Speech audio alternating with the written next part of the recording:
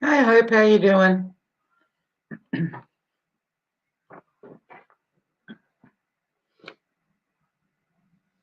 Oh, it's early here. It's wet and it's going to be wet all day. But it is winter after all, so and it saves me some money because stuff gets watered. Hey Mike, how you doing, mate?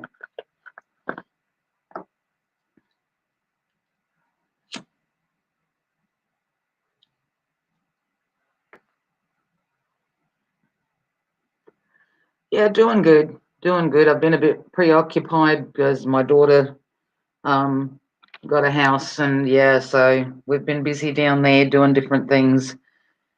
Um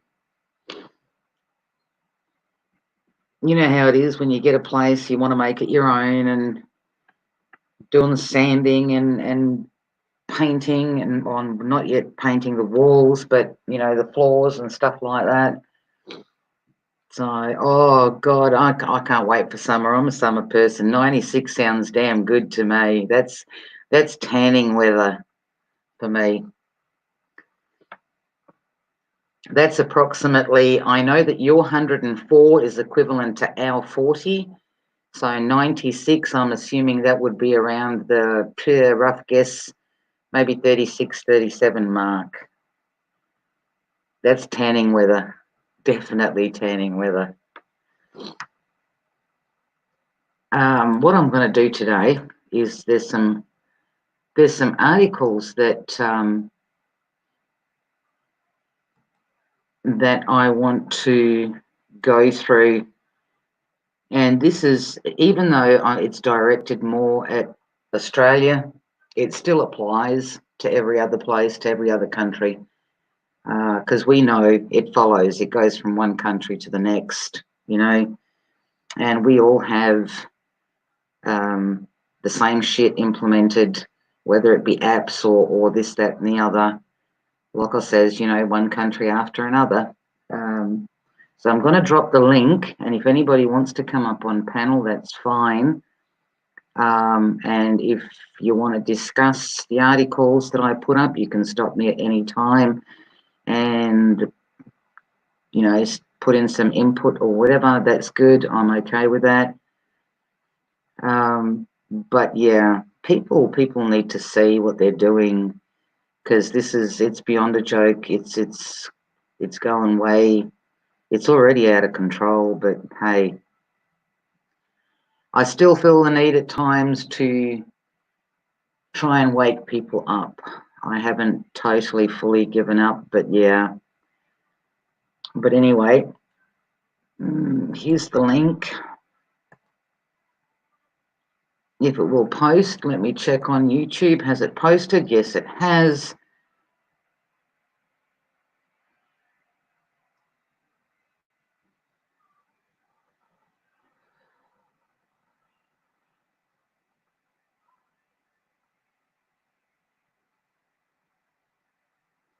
Well, if you want to drop the link underneath one of my videos or whatever, and I'll watch it and I'll do that, Ralph. Okay, the link is, well, I don't know if you guys can see the link, but the link is in the YouTube thingy. I'm looking at it right now. Is it going to work? I don't know. Other people have had problems with it working. If it's not working, let me know and we'll see if we can find a way around shit.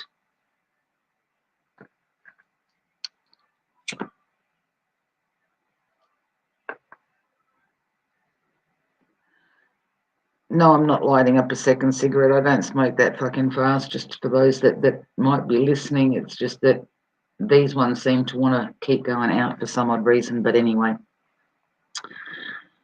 okay, we might as well. Don't know how to share it on YouTube, so she sent it by email. Okay, well here. Uh,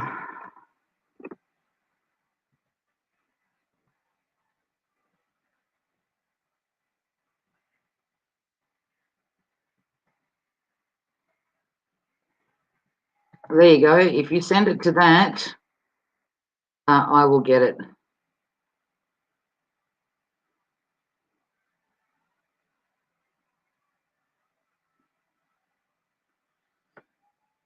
But yeah, where are we? Hang on. Whoops. Whoops. Share screen. Share screen. Hit that one. Share. We'll go to that. Okay. As I said, this is more so what's happening here in Australia. So, but it doesn't matter because majority of this goes from country to country. We've got here a Kmart employee who works at a major Melbourne shopping centre. Now, for those that don't know, Melbourne and the surroundings of Melbourne are getting hit big time with this supposed second big ass wave, full on lockdown, yada, yada, yada, right? But the reason I'm bringing this up is not because of the non-existent bug, in my opinion.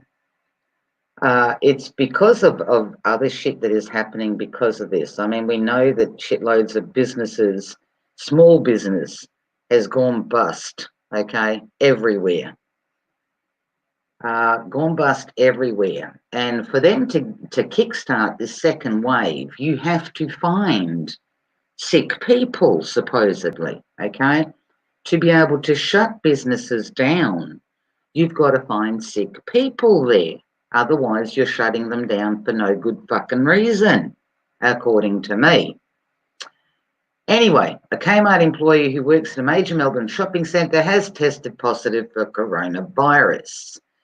The retail giant's Greensboro Plaza store in the city's north has been closed for deep cleaning. What the fuck does that mean, deep cleaning? I don't get what that means. What are they going to do? Are they going to spray all of the fucking cans in the supermarket? Like, okay, Dr. Frank. I mean, what are they going to do?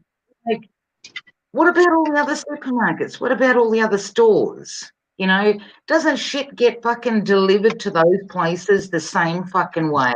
So it's only those tin cans in there that are contaminated, right? I just fucking don't get how people can't see this, right? Kmart today confirmed the infection in a statement, right? At Kmart, the health and safety of our team and customers is a high priority, and we can confirm that a team member at our Kmart Greensboro store has returned a positive result for COVIDs. As soon as we were made aware, we immediately closed the store as a safety precaution, and we're currently conducting a thorough sanitisation of the store and will reopen tomorrow. Okay? Oh, people. Somebody should be in front of that Kmart store all night if fucking necessary and all day to see exactly what it is that they're going to do inside that store that is going to decontaminate it of this said COVID. But anyway, they're going to keep everybody informed. A number of Kmart stores have been forced to close across Melbourne in the past week because of the COVID's bug. It is apparently attacking shopping centres now, or supermarkets, I should say. The infection also comes months after Kmart Chadstone also confirmed 2 cases. To me, this is a good way, right? It's a good way of closing down stores. If they didn't get you in your first bout, they're going to get you in the second wave, okay? So if you're a small business owner or a business owner of any kind, they're coming after you. If you're still managing to keep your business open, they're coming after your motherfucking ass. All right? Remember what I'm saying to you. Okay? Remember what I'm saying to you. Anyway, let's go on to another one. We'll go on to this one here. This one here. This is the hotel. Okay? I'm showing you these. Like I said, I don't give a fuck about, like I says, the non-existent, to me, the non-existent COVID shit, okay? The fact that people support places that take your info at the door, they're already taking your fucking money, they're getting your business, so they're taking your money, okay? But businesses that ask you to literally put your name in a register, okay, you should not be supporting that. If their stupid asses want to follow the bullshit, allow them to follow the bullshit, but you don't have to. You don't have to. More than 20 COVID cases has now been linked to a popular pub in Sydney's southwest, with authorities increasingly anxious about the worsening situation in New South Wales. Meanwhile, some 1,000 ADF personnel are headed for Victoria, where 177 new cases were reported on Monday. Of course they have been, because they need the numbers. This is their second wave, okay? It's their second wave.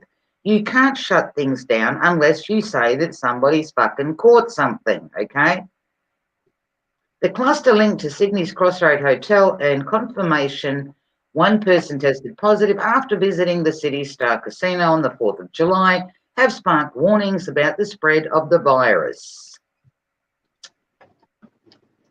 The state's chief health officer, Dr. Kerry Chance, said 21 cases were now linked to the hotel in Casula, which is a popular spot for truck drivers and locals. Chance said 10 of the cases were people who attended the pub and 11 were the contacts of those patrons. You can see that when we have some cases that were contacts of cases, you can see how rapidly COVIDs can spread. Again, I'm going to say, if a business is asking you, oh, fuck, this tastes like shit. Sorry, it's my cigarette. I don't know what the fuck I hit, but it's deadly. Whew. I smoke Camel Dung. Concerns about the spread of the outbreak prompted Chant to release a list of venues stretching from Sydney to Murrumbula on the far south coast, which has been recently visited by people who have since tested positive for the virus. Of course they have. Why? Because there's idiots out there, and I'm going to call them fucking idiots, okay? Because if you want to be one of those that believes in the COVIDs and believes whatever, then download your fucking app, stay the fuck at home, do not fucking come out into the world that I live in, all right? Keep your mask on at home, get yourself fucking sick, because I don't give a flying fuck. But if I'm giving you the right and I'm going to support you in the fact that you can do that, then I'm expecting you to support me in the right to walk around without any of that shit and without having to follow any of that fucking shit. Anyway, where are we? Dozens of people, including 12 members of the ADF and security staff from the nearby Villawood Detention Centre, are also in isolation after attending the Crossroads Hotel. I'm going to show you this, okay? I'm going to show you this at this point. This here, if you guys remember, where is it? Where is it? Hang on a minute.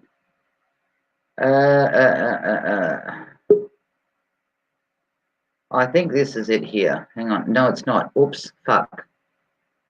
Poop. Hang on. Hang on. I'm going back. It's down. Where is it down here? No, it's not. There it is. There it is. Okay. This is the map.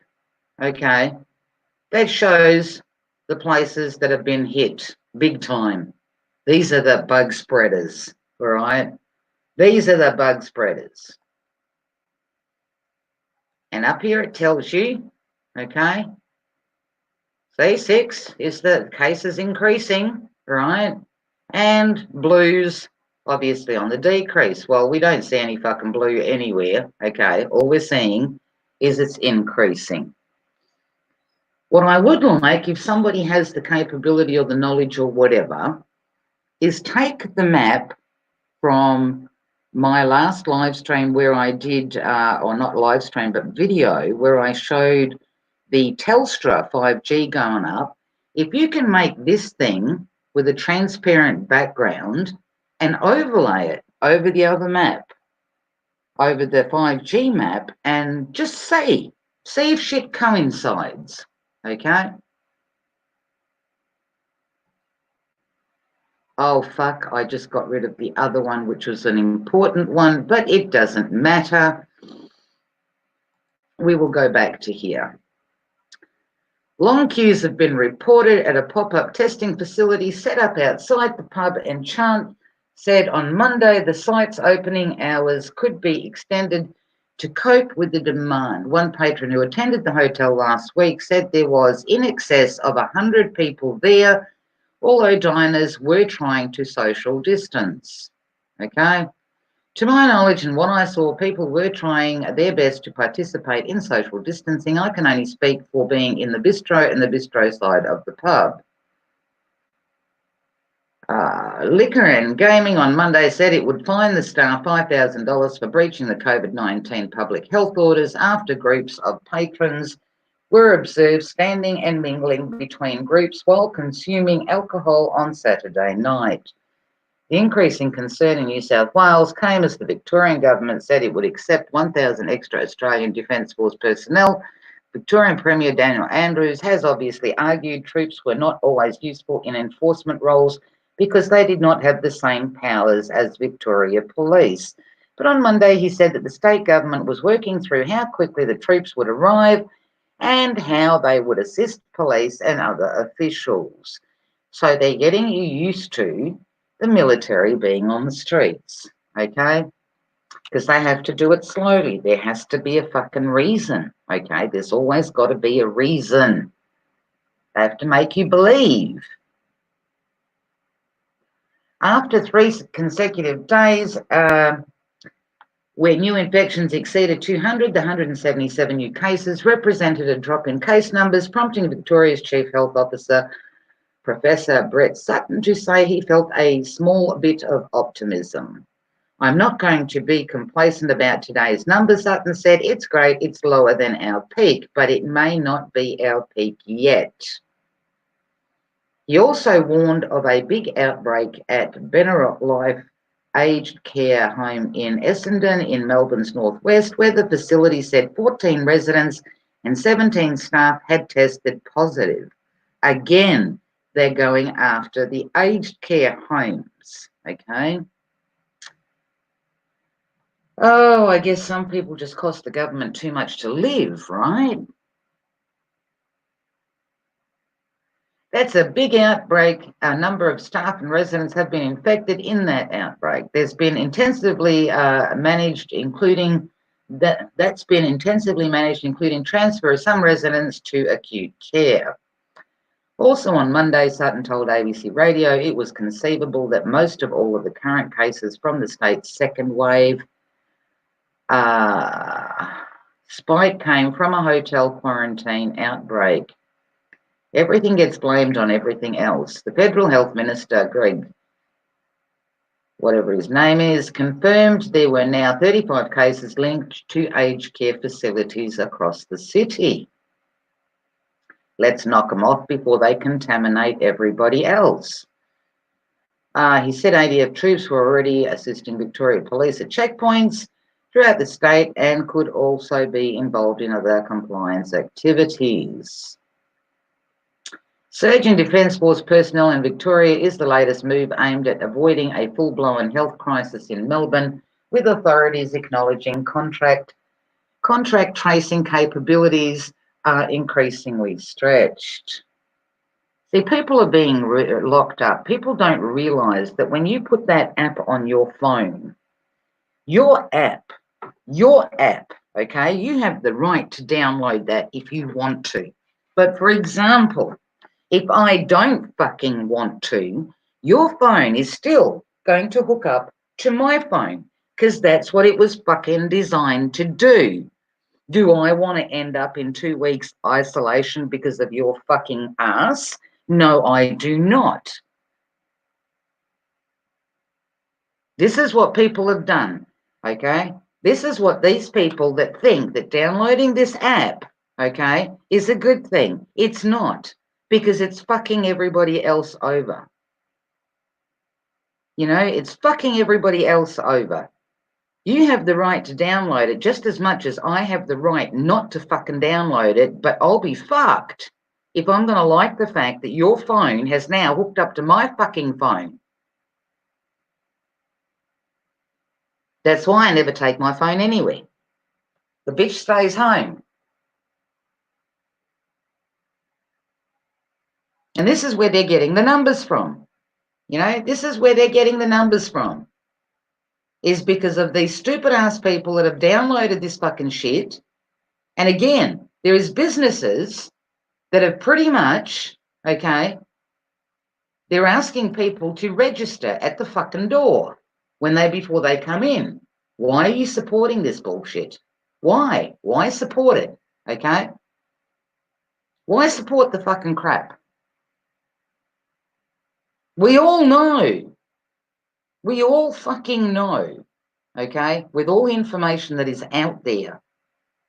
And the main bloody page that I wanted to show you, I actually lost it, but I'm gonna go find it in a bit, okay? And these are restrictions. How far can I travel and can I have people over? Okay, they're doing it again, okay? Whether you like it or not. Australians have been slowly emerging from COVID-19 lockdown since the federal government announced a 3-stage plan in May to ease restrictions across the country. But from 8th of July, the Melbourne metropolitan area and Mitchell Shire immediately to the north returned to a stage 3 lockdown for 6 weeks. Here we try to answer some of the most common questions people have about the laws based on the information current as of 13th of July. These answers should not be treated as legal advice. This article will be updated as new restrictions are announced, implemented, or repealed. So we've got them for each state, okay? What are the new rules and do they apply to me? Level 3 restrictions for at least 6 weeks following a massive surge in community transmission of coronavirus cases, including an outbreak in Melbourne public housing high-rise block. Well, yeah, if you're in any kind of a public housing block, I suggest you move the fuck out as soon as you can. Pitch a fucking tent somewhere. Who knows? Buy a tent, go bush, is my advice to you, okay? For work, school, for care or caregiving, for daily exercise, for food and other essentials. You cannot exercise outside the lockdown zone, so no travelling.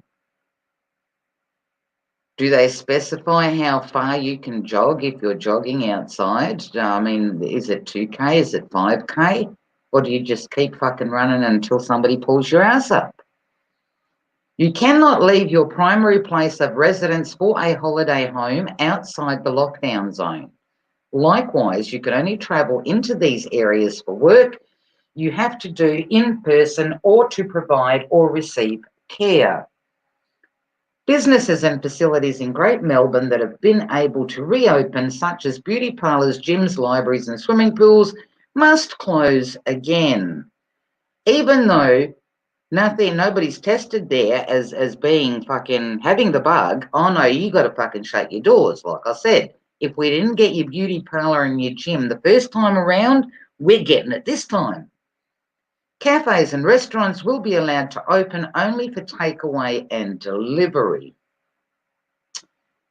You can gather with your household or have up to 2 guests in your home.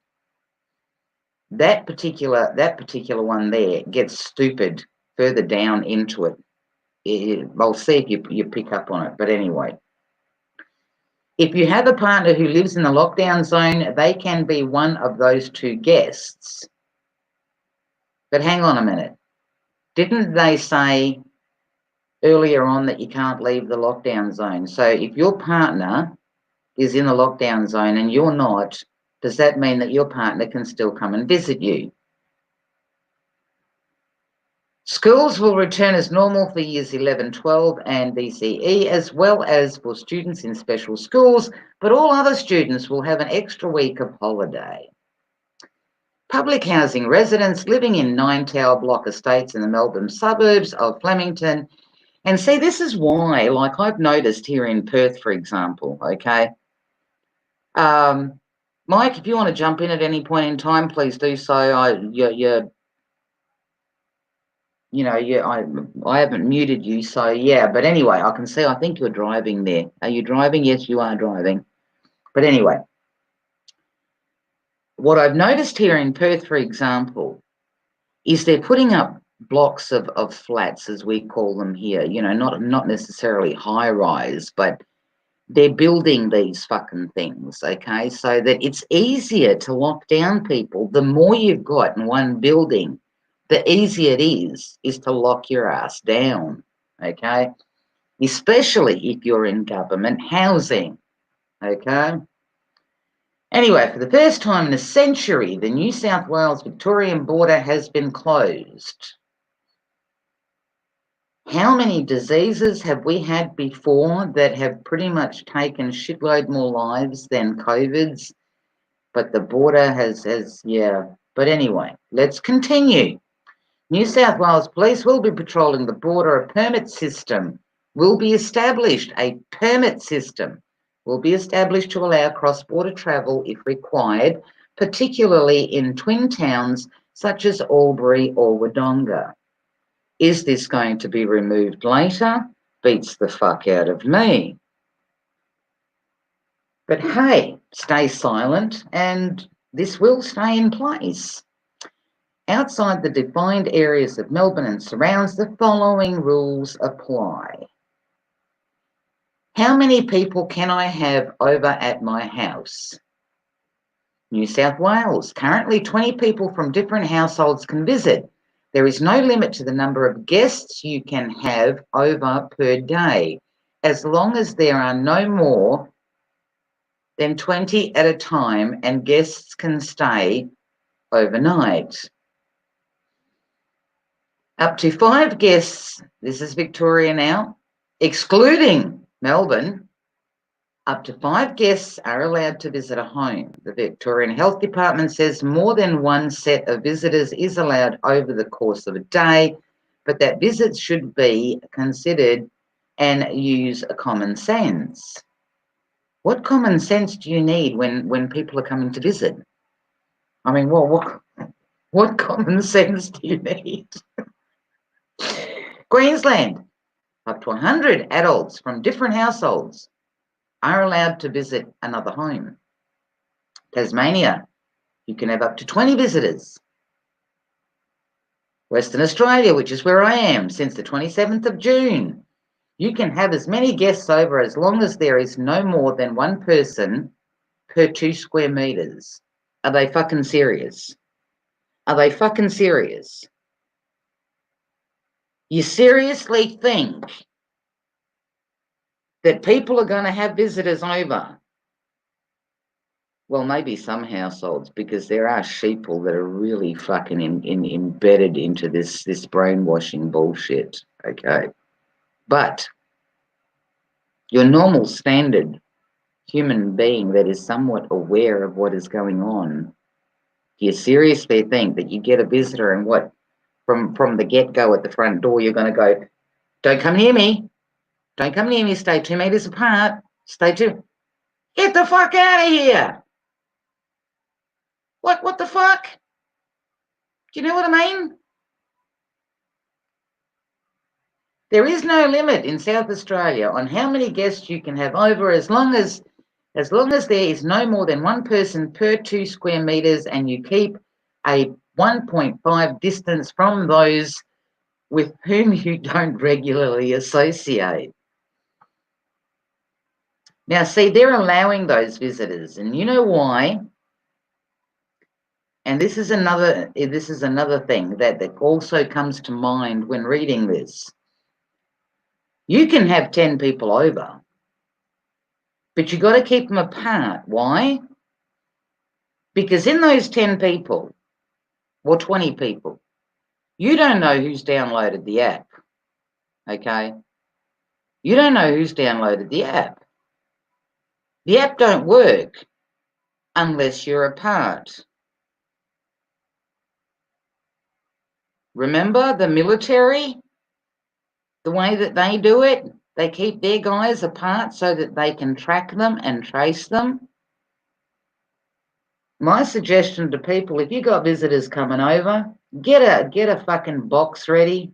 One of those old aluminium tin fucking whatever they are, biscuit boxes or whatever. And at the door say, dude, you'll either drop it in the box or you ain't fucking coming in. Start your own little fucking rules. You know, those ones that want to download these fucking apps that get your ass in the fucking shit because, you know, and you didn't fucking download it because you don't want to download it. You know, start your own fucking little rule. You download it, you want to be a fucking idiot, yeah, stick your phone in the box. Then you can come into the house. Northern Territory. No limit on how many people can gather indoors or outdoors, but you must keep 1.5 metres between you. There's always that 1.5 metres. It's not saying don't get close because the bug might jump on you. No. So COVID is obviously not important. The big fucking thing here is stay apart because it's the tracking and tracing. And then all they have to do is when they find a house that's had 50 people that have had a party, all they have to do is pull up one of those and say, uh-oh, you're tested positive for COVIDs. And from there, who were you in contact with? Well, down go the other fucking 50. How are they going to get the numbers? That's how they're going to get the fucking numbers.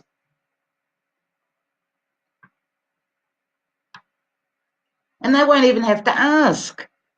Because if you're one of those that still has the app on his phone, you've just busted 50 fucking people for what? For nothing. But anyway, they're stupid and then they're stupid, you know? And even God can't fix stupid, sadly to say, but whatever. How many people can gather? Oh, how many people can gather outside? Okay, we're on the outside now.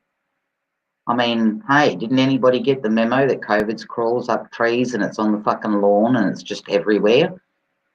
Currently, public gatherings of up to 20 people are allowed on 1st of July. Community sport for children, adults returned, including contact sports. The Public Health Act says organisers must ensure that venues do not exceed the 4 square metre per person rule up to a limit of 500 participants, which includes players, officials and spectators. Victoria, up to 10 people can gather outside for recreational purposes or to engage in activities like hiking, jogging and other non-contact sport. Queensland, up to 100 people can gather in public places or spaces. Tasmania, up to 500 people were allowed in an individual outdoor space. In an undivided outdoor space. Western Australia, there is no limit on the number of people allowed at public gatherings. South Australia, well, the thing is, people say that we controlled it here, okay? We didn't really control jack shit because if you look at WA, we are not as what's the word I'm looking for? We're not really clumped into one fucking space. You know, we're spread apart from the top of WA all the way down to the bottom. You know, you've got little towns here, there, everywhere, coastal, not coastal, yada, yada, yada. The worst places, if you're going to look at where there's more people, would be Perth City, okay? The larger towns or cities heading north of me, which is going to the top of WA. Okay, so we're pretty much spread, right? We're pretty much spread, and majority of people here, I didn't see through this whole thing a big change in people's lifestyles. Do you know what I mean? Sure, the streets were empty, people really weren't going out much and whatever. And if they were having visitors or people were over, hey, none of us are going to fucking tell you anyway. So it's not that we combated this shit, because I can tell you, I can confirm it again. My sister was in the hospital for 4 days while this was all happening. My other sister called her. Is anybody wearing gloves? No. Anybody wearing masks? No. Is the hospital inundated with fucking sick people? No. It's practically empty. So, but anyway. So yeah, don't look at the fact that Western Australia has combated this thing and yada yada. No. It's not because of that. It's because we are spread further than you have, for example, in New South Wales, in Victoria, in those places. Okay, we're more spread apart. And as I said, here we majority of the people did not isolate, but people stayed home, and the ones that did still visit and whatever. I mean, as I've said to you people, there is no government on this earth that's going to tell me to keep away from my kid. They're not. It's as simple as that. If my children or a family member had some life-threatening disease, okay, even if it was contagious, do you seriously think that there would be a government on this planet, on this earth, that could tell me not to be right next to them, not to give them a hug or to hold their hand? Like fuck. But that's just me. Like fuck. Because that's when family needs family the most, you know? So, but each their own, all right? Each their own. Like I said, I don't care what you do, but give me the same fucking right. No limits on gathering in the Northern Territory, but you should maintain physical distancing. South Australia. As long as there is no more than one person per 2 square metres. It's that distancing that is more important than the fact that COVID is crawling on everything, all right? And don't forget, people, don't just cover for those that want to do it, don't just cover your face, don't just cover your mouth and your nose, plug your ears, because this bitch gets into every orifice of your body, okay? It does, it just crawls up everything, okay? Into everything, up everything. So put a mask on everything, all right? Oh, can I visit someone in an aged care facility? Please note that in every state, all visitors must have received this year's flu vaccination. So before you can go visit your family in an aged care facility, you must have had a flu vaccination. Not fucking likely. Not fucking likely. Unless they have a documented medical contradiction to receiving the vaccine, visitors cannot enter an aged care facility if they have recently been overseas, been in recent contact with a confirmed case of COVID-19, or are feeling unwell. New South Wales Health provides guidelines for residential aged care facilities. Residents should only have one daily visit with a maximum of 2 visitors, immediate family or close friends, no large group visits or gatherings, and all visits should be short and take place in the resident's room, outdoors, or a specified area. Victoria, residents of care facilities, including aged care, can have up to 2 support visits each day for up to 2 hours. The two visitors can go together or in separate visits that total 2 hours. So there's a time limit. So obviously, it won't get you in the first 2 hours. But if you overstay, that bitch is going to crawl up your fucking hole. Remember that. Cover every fucking hole. Anyway, where were we? Queensland aged care residents can have up to 2 visitors any time. There is no limit on the number of visits allowed in a day or the length of each visit. Children under 16 are able to visit residential aged care facilities. Tasmania, as of Monday, 22 June.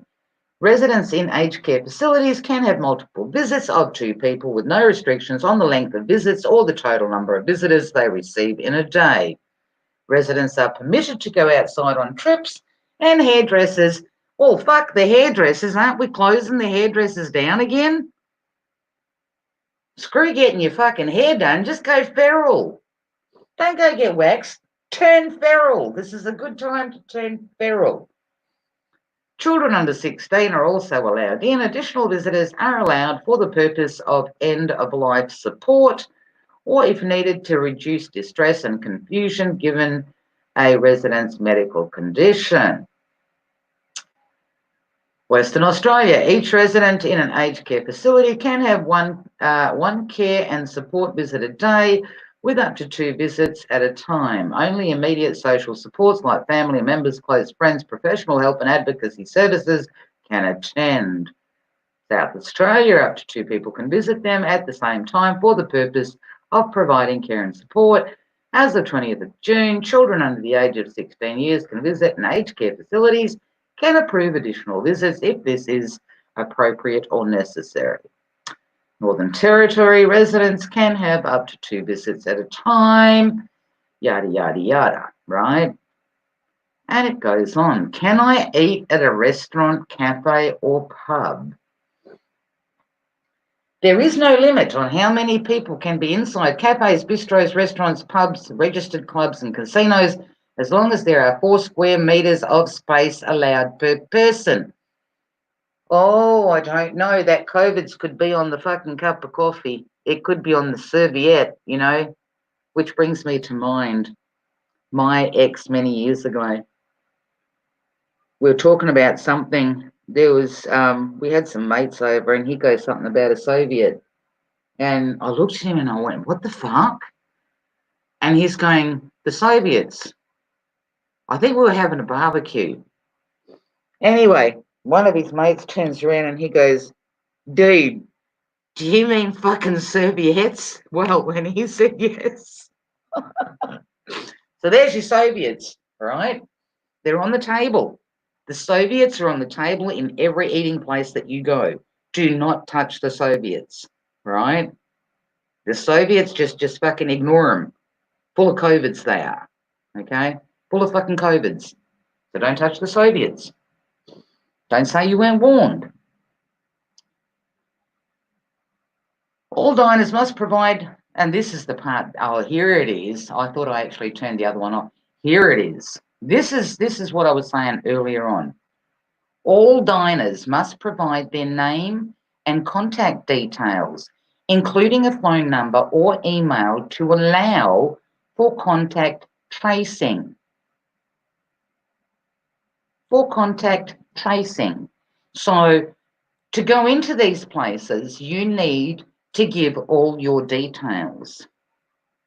Because if one of those morons has downloaded that app, it has then not only hooked up to everybody else's phone that is in the place, so then they need to find out who those non-morons are that didn't download the app.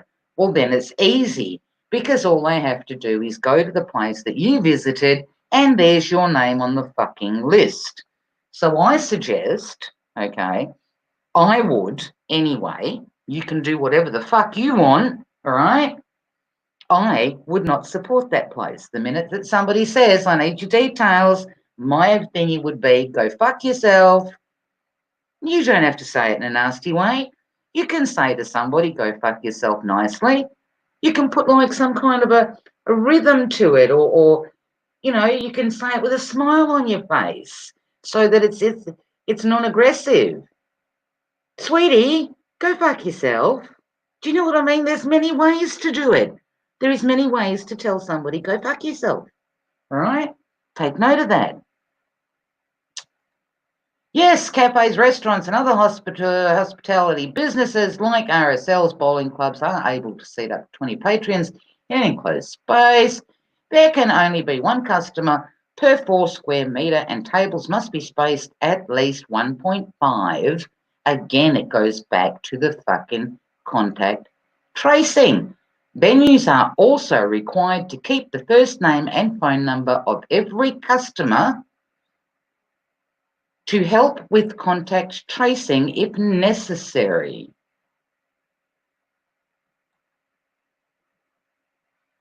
Restaurants, cafes, this is for Queensland. Restaurants, cafes registered RSL hotels, yada yada, can seat any number of patrons as long as the 4 square metres per person limit is observed.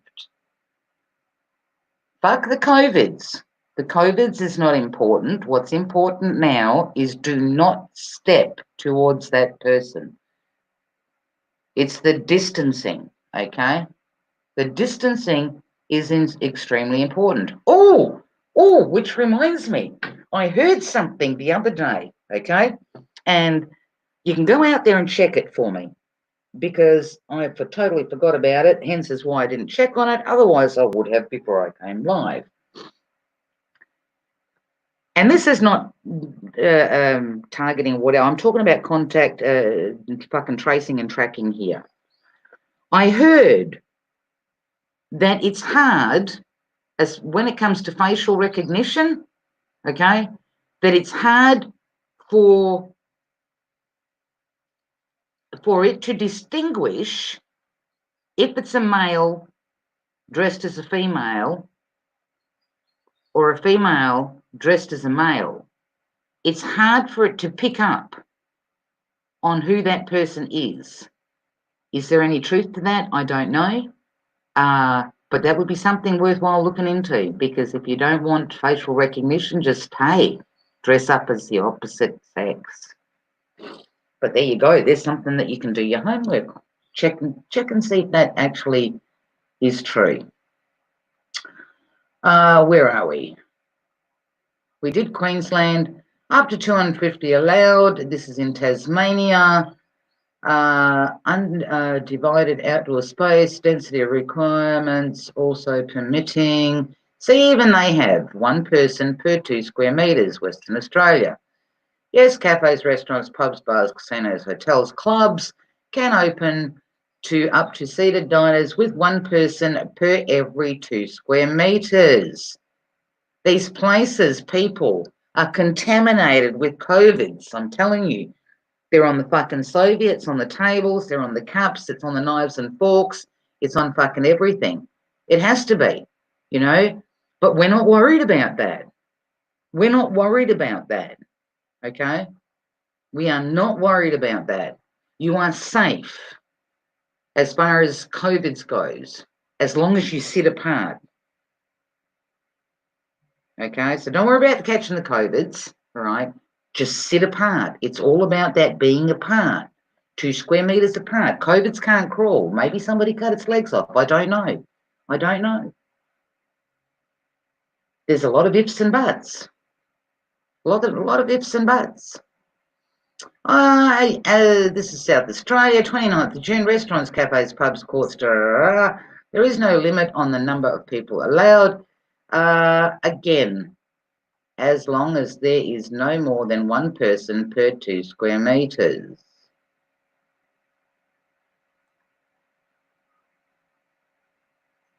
Again, I'm going to remind you people, any place that asks you for your ID when you want to walk in my opinion, or what I'm going to do, I ain't going in. I ain't going in. All businesses for Northern Territory are allowed to reopen as long as they have a COVID-19 plan. The 2-hour limit has been lifted meaning nightclubs can reopen. You will be able to purchase alcohol from a bar. Licensed gaming activities, including TAB, will start again. ACT, hospitality venues offering seated dining can host up to 100, one person, 4 square meters. 4 square meters. I mean, how do you go out with somebody? You know what I mean? Like, I'm sitting here, I'm trying to picture this. I'm going to go out to a restaurant with my loved one, with my partner, which I don't have, but I'm just imagining this, okay? I'm going out with somebody for a nice dinner, and we have to be 2 meters apart. Now, to me, 2 meters, he may as well have stayed fucking home. You know what I mean? I'm eating on my fucking own. What, do we yell at each other? It's ridiculous. Because this has nothing to do with fucking COVID, okay? This has nothing to do with COVID. All this distancing bullshit has nothing to do with fucking COVID. And again, like I says, anybody asks me for my ID, they can go fuck themselves. They can stick their food up their ass. They can stick their booze up their ass. Whatever product they're selling inside that premises, they can stick up their ass. How far can I travel on holiday within my state? There are no limitations on travelling within the state, including for a holiday. A number of caravan parks and camping grounds have also reopened. Victoria, excluding Melbourne. Okay, Melbourne seems to be a big ass issue. There are no restrictions on how far you can travel within the state unless you live in Greater Melbourne, currently under level 3 lockdown restrictions. You are allowed to stay in a holiday home or private residence, tourist accommodation, including caravan parks, camping grounds, where there are no shared communal facilities. So you can't go piss if there's an ablution block or whatever where the toilets and showers are. No, you can't go there. You're just going to have to piss in the bush and I don't know, fucking throw some water over yourself. Queensland, you are allowed to travel anywhere in Queensland for recreational purposes other than in certain designated remote communities. Camping and holiday accommodation sites, including caravan parks, are open. Tasmania, there is no limit on where you can go within the state, obviously, because the rest are after that. There's fucking ocean, okay? So, yeah, nobody's going anywhere after that. So, of course, you can go coast to coast. Western Australia, residents are allowed to leave their homes for recreational activities, including picnics, fishing, boating, or camping. Oh, we're allowed. Isn't that wonderful? Recreational travel to most nearby regions is not allowed, except to some remote, is now allowed, sorry, except to some remote Aboriginal communities. Same with South Australia. Non-essential visitors to those community or to these communities have to quarantine for 14 days and be granted permission. There are no restrictions on travel within the Northern Territory. ACT, there is no limit on where you can travel. Can I holiday in another state? Only if you have a fucking passport. No, it doesn't say that there. I just fucking said that. But that will happen. Just give it time. Stay seated, be quiet, give it time. It will happen. You won't be able to go from fucking WA here to Eastern States unless you have 3 or 4 separate passports allowing you through every goddamn friggin' state to get there. For fuck's sake. Where are we? And New South Wales requiring a permit. Victorians wishing to enter South Australia also require pre-approval. No permit or approval is required to enter Victoria from other states. I'm going to go down here to WA. You cannot enter Western Australia unless you are granted an exemption on application. There is no date for when the interstate border will reopen. Now, I look at this and I find this somewhat odd. You know why? Because they recently said that Western Australia, because we were so good and COVID's, we beat that bug, okay? We beat the bug, so there's no COVIDs here, right? So they opened it up to tourism. Remember I did a video on that? And I said, is this how they're going to start WA into the second wave, by allowing tourists to come in and then blame it on some tourist for bringing it in and it's spreading all over again, right? So here we have, you cannot enter Western Australia unless you are granted an exemption on application. There is no date for when the interstate border. Now, obviously, that applies to Aussie people, right, going state to state, but so another Aussie, okay, from eastern states can't come into WA unless there's an exemption on application, but let's open WA to tourists. I'm confused. It might be just me, but I find this confusing.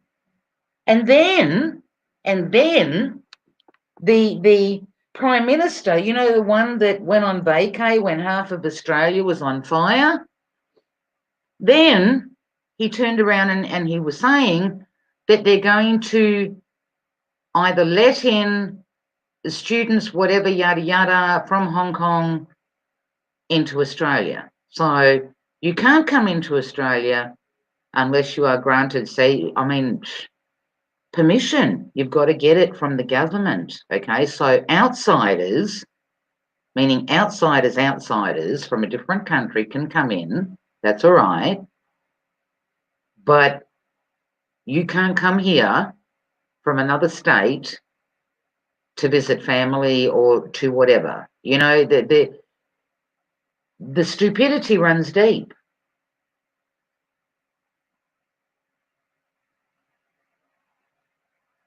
South Australia, people from Queensland, WA, Northern Territory and Tasmania can enter South Australia without having to quarantine for 14 days. People from New South Wales and Victoria will have to until the 20th of July, when the quarantine requirement will be lifted for all domestic travellers. Let's go further down. Wedding and funeral. Again, ignoring the 4 square metre rule. However, when it comes to funerals, places of public worship, funeral homes or crematoriums can have up to 50 attendees, ignoring the 4 square metre rule. Those attending will have to provide their name and contact details for contact tracing. It's scattered through all of this, okay? It's scattered through all of this.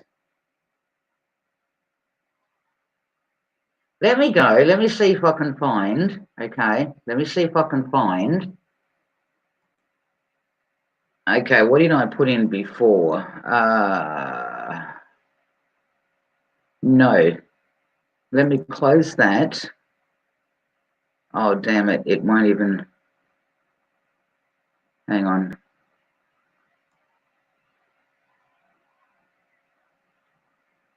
Won't do it because it's not fucking done. Hang on. I'm going to have to go the other way.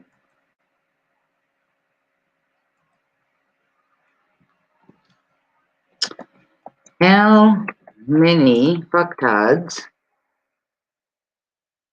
There it is.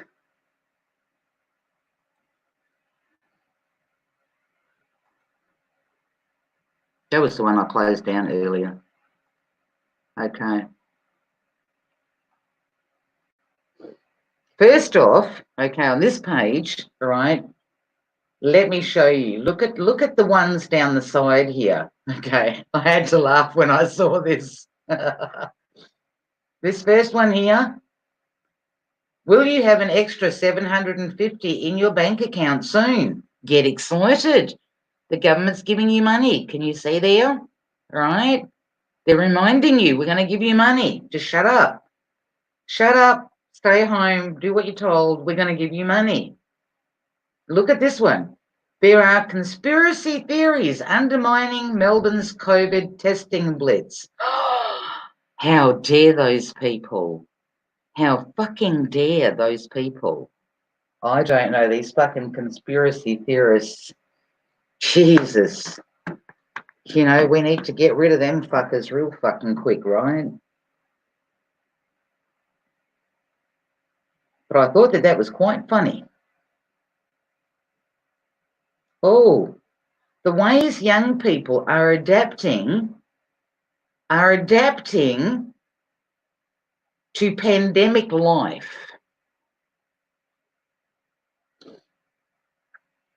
But let's go over here and see how many morons there are. Okay. Been just over a month since, when was this posted? Hang on. Because I was trying to find how many stupid people there are per state in Australia, right? 2nd of June. Updated 2nd of June. So, okay, we're a little behind, but let's not worry about that. Been over a month since government COVID Safe app was launched. Since then, it's been downloaded over 6 million times. Used in at least one successful contact tracing exercise, like fucking one. Oh, we're doomed. We're doomed. Soon after COVID Safe was made available, that guy that left the country when it was half on fire and went to get a tan in Hawaii, okay, said the app was central to the government's strategy for reopening the economy, okay.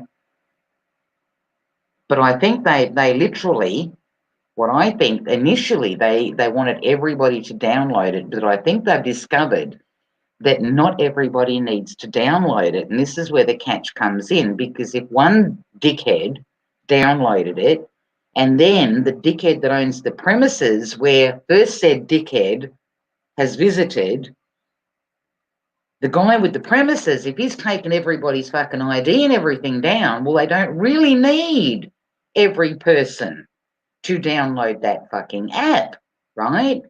Because as long as you can get the fucker that downloaded the app and say he's got COVID and he was in that business, well, then the business covers the rest of the fucking people. You don't have to have the fucking downloaded app because they know where dickhead one was, you know? And then they find out all the other poor bastards that happen to fucking go into that same place where dickhead one was, all right? That's why I'm saying anybody that asks you for your ID, don't fucking give it. Go support another business. Where was I before I rudely interrupted my fucking self? As states and territories press ahead with their reopening plans, the number of new downloads of COVID Safe has significantly slowed. Okay, so they had to do something, I'm telling you. We asked the government, an IT expert, and an epidemiologist how central the COVID Safe app has been to Australia's coronavirus strategy so far. How many people have downloaded? I'm finding it hard to call them people. Where did we go to? We were at 6 there. 6.130, that's of the 1st of the 6th, 2020. Obviously, there would be more, possibly since then. As of Sunday afternoon, the latest state government figures were available. 6.13 million Australians have downloaded this. Like I said to you, this is a good thing to find out how many dickheads there are in your country.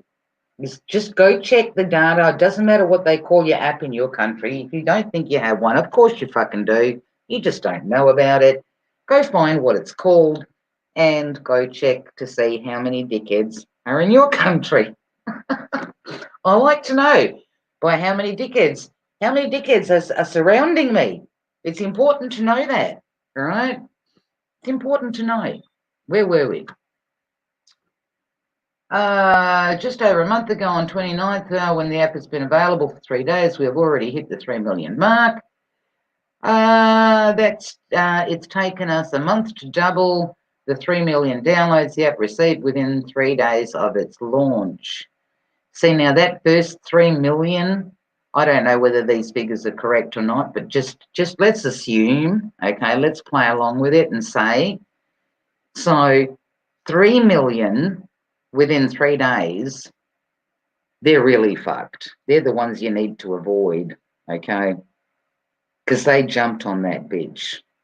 They jumped on that bitch, right?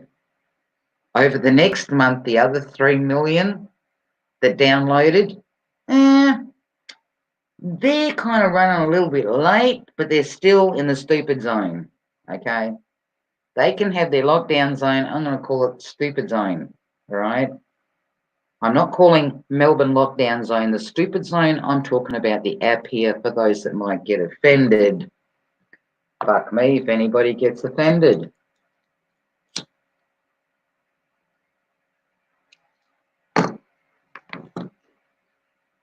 Oh, damn. That one doesn't taste good either. Eek. Like Australia's coronavirus infections, the app download curve has flattened, and it's getting flatter by the day. So is that unusual?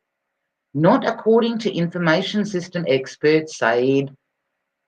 Yeah, well, just let's even not go there. Akhlaqpur, the senior lecturer at the University of Queensland, says many new or awaited technologies undergo what's called the Gardner hype cycle, inflated expectations which generate a strong initial uptake, followed by a trough of disillusionment, leading to a flattening of numbers.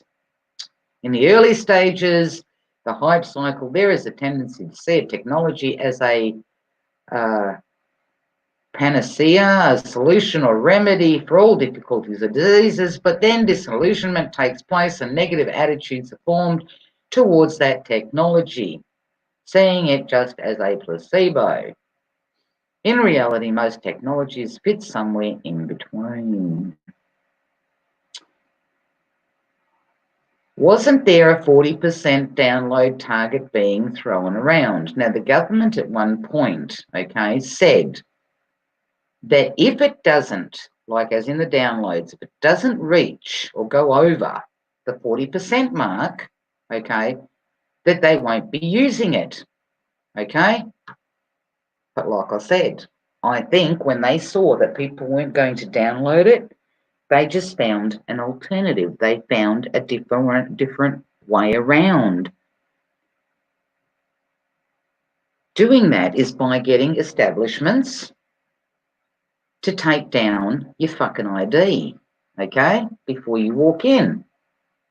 And then all you need, like I said, is one dickhead with a downloaded app to walk into a building that's got 50 people there, okay, that have already handed over their ID at the front fucking door, and they know who was there, okay? So if one thing don't work, there's always a backup plan. And trust me, there is. Because if I can think of this shit, surely their think tank has fucking already thought of how, if that doesn't work, what's plan B, okay? That would be my plan, okay? There are around 16 million adults with smartphones. 16.4 millions. Look at this. This is what they look at. Now they want to see how many dickheads there are, okay?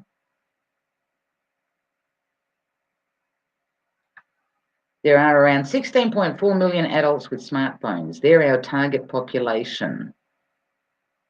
They're the ones that they want to download this app, and then they've got your ass fully fucking covered. At the moment, they're finding ways around it.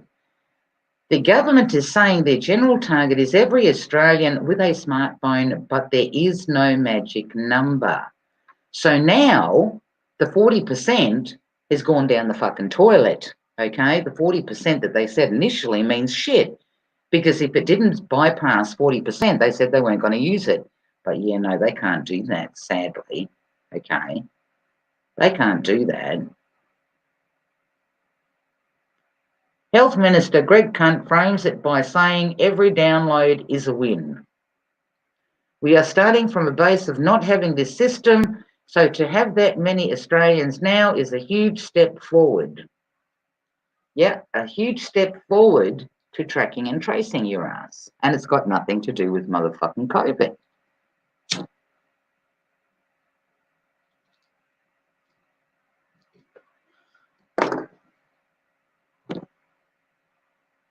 There is no magic number. Any addition is over and above what we started from. Nothing special. Say there's nothing special about the 40%. Yeah, no, fuck that shit. We just said it. We just picked that and said it, and now fuck it. Okay? I should be in politics. I really should. I should be in politics because I tell you guys exactly how it is. If shit was going down, I'd say, listen, dudes and dudettes, you're all fucked. A bug has come into the country from somewhere and you're all fucked. Get your affairs in order. Kiss your rellies goodbye. Kiss your ass fucking goodbye. I'd give it to you straight.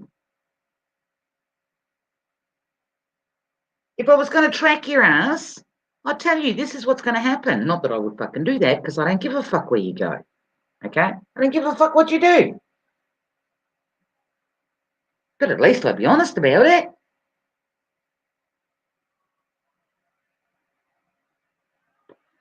This app is doing what it can to track down infectious cases. But how's it going to do that? Like I said, unless there's one dick fuck, okay, in the establishment where there's 100 other people who have already given their IDs, you don't need to download the app. Because they'll find dick fuck one who's in that establishment, they will say that dick fuck has COVID, and the rest of you are fucked because you already handed over your identification.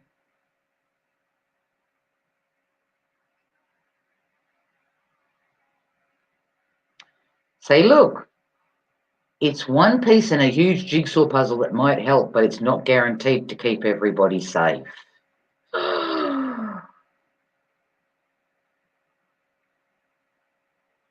States and territories are reopening. Has the app done enough? Okay. Has it done enough? Back at the start of last month, the COVID's app was touted as a critical facet of the government's reopening plan. We need that tool so that we can open up the economy. Without you downloading it, you're fucked. Stay a prisoner. Wear a mask. Stand in fucking line outside of a fucking shopping centre. But if you download the app, we'll let you have your sports back. You won't have to wait outside in the cold. You won't have to wear a mask. Manipulation, threat comes to mind. Well, my mind anyway. We need that tool to open up the economy, and that's why it's so important, said the same person who fucked off on Australia to get a tan over in Hawaii while half of Australia was on fire. Because if you're doing that, then that is enabling the National Cabinet to be able to ease these restrictions. See, that same day, that same Prime Minister who went to get a tan was asked when we could go to the pub again. Oh, good God. Please, Massa, can I go to the pub? Please, Massa, can I have my sports back? Please. The first step to getting back to that is downloading COVID Safe. Of course it is. Now, if that isn't an incentive for Australians to download the COVID Safe on a Friday, I don't know what is.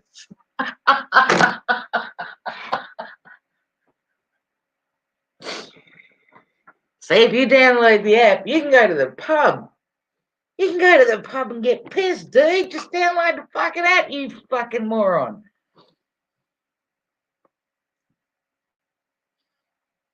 Downloading the app is a prerequisite to even getting to that conversation. So let's not even discuss the pub. I'm sorry, we can't discuss the pub.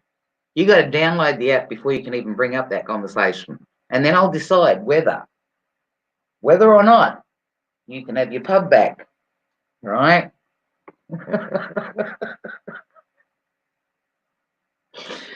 The degree, honestly, to which we can confidently ease restrictions that are in place now, it really does depend on how much of coverage we can get with the COVID Safe app.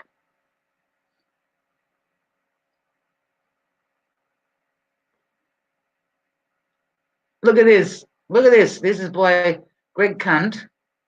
Sorry, I couldn't resist. He needs to change his name, is all I've got to say. Fuck, you can do it, dude. Just go change that first letter. Want to go to the footy? Download the fucking app, you morons. And when you download the app, we'll let you go back to the footy. Can you believe that? Look at that.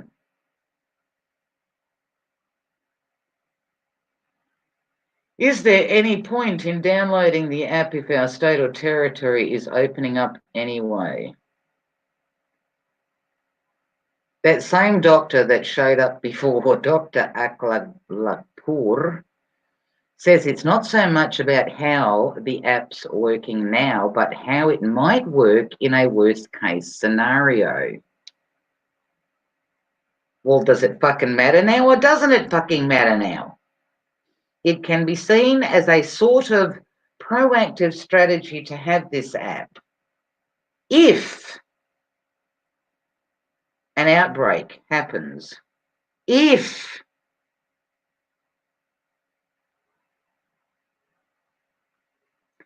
we see a second wave, or we see that the numbers are rising, then we might see more and more and more the applications of this app. If, I'm not inventing this, if an outbreak doesn't happen, there isn't much to lose. Basically, it's running in the background. Of course it is. Of course it is. It's running in the background. Deputy Chief Medical Officer Paul Kelly says the app is an important tool as the country comes to life again.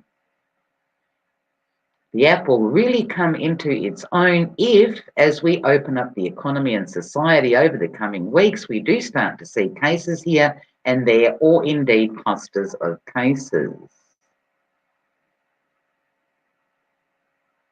Okay, but is the app even working? The app is designed for contact tracing. To work backwards once someone is diagnosed with COVID-19 and digitally trace people they came into contact with. It's an automated tool to complement what manual contact tracers or disease detectives, as the government calls them. Well, the disease is you. When they say the government calls it a disease, they're not referring to COVID. They're referring to you, just like they refer to us as useless eaters, useful idiots, parasites, terrorists, all right? So it's a disease detector, all right? Have been doing for a while.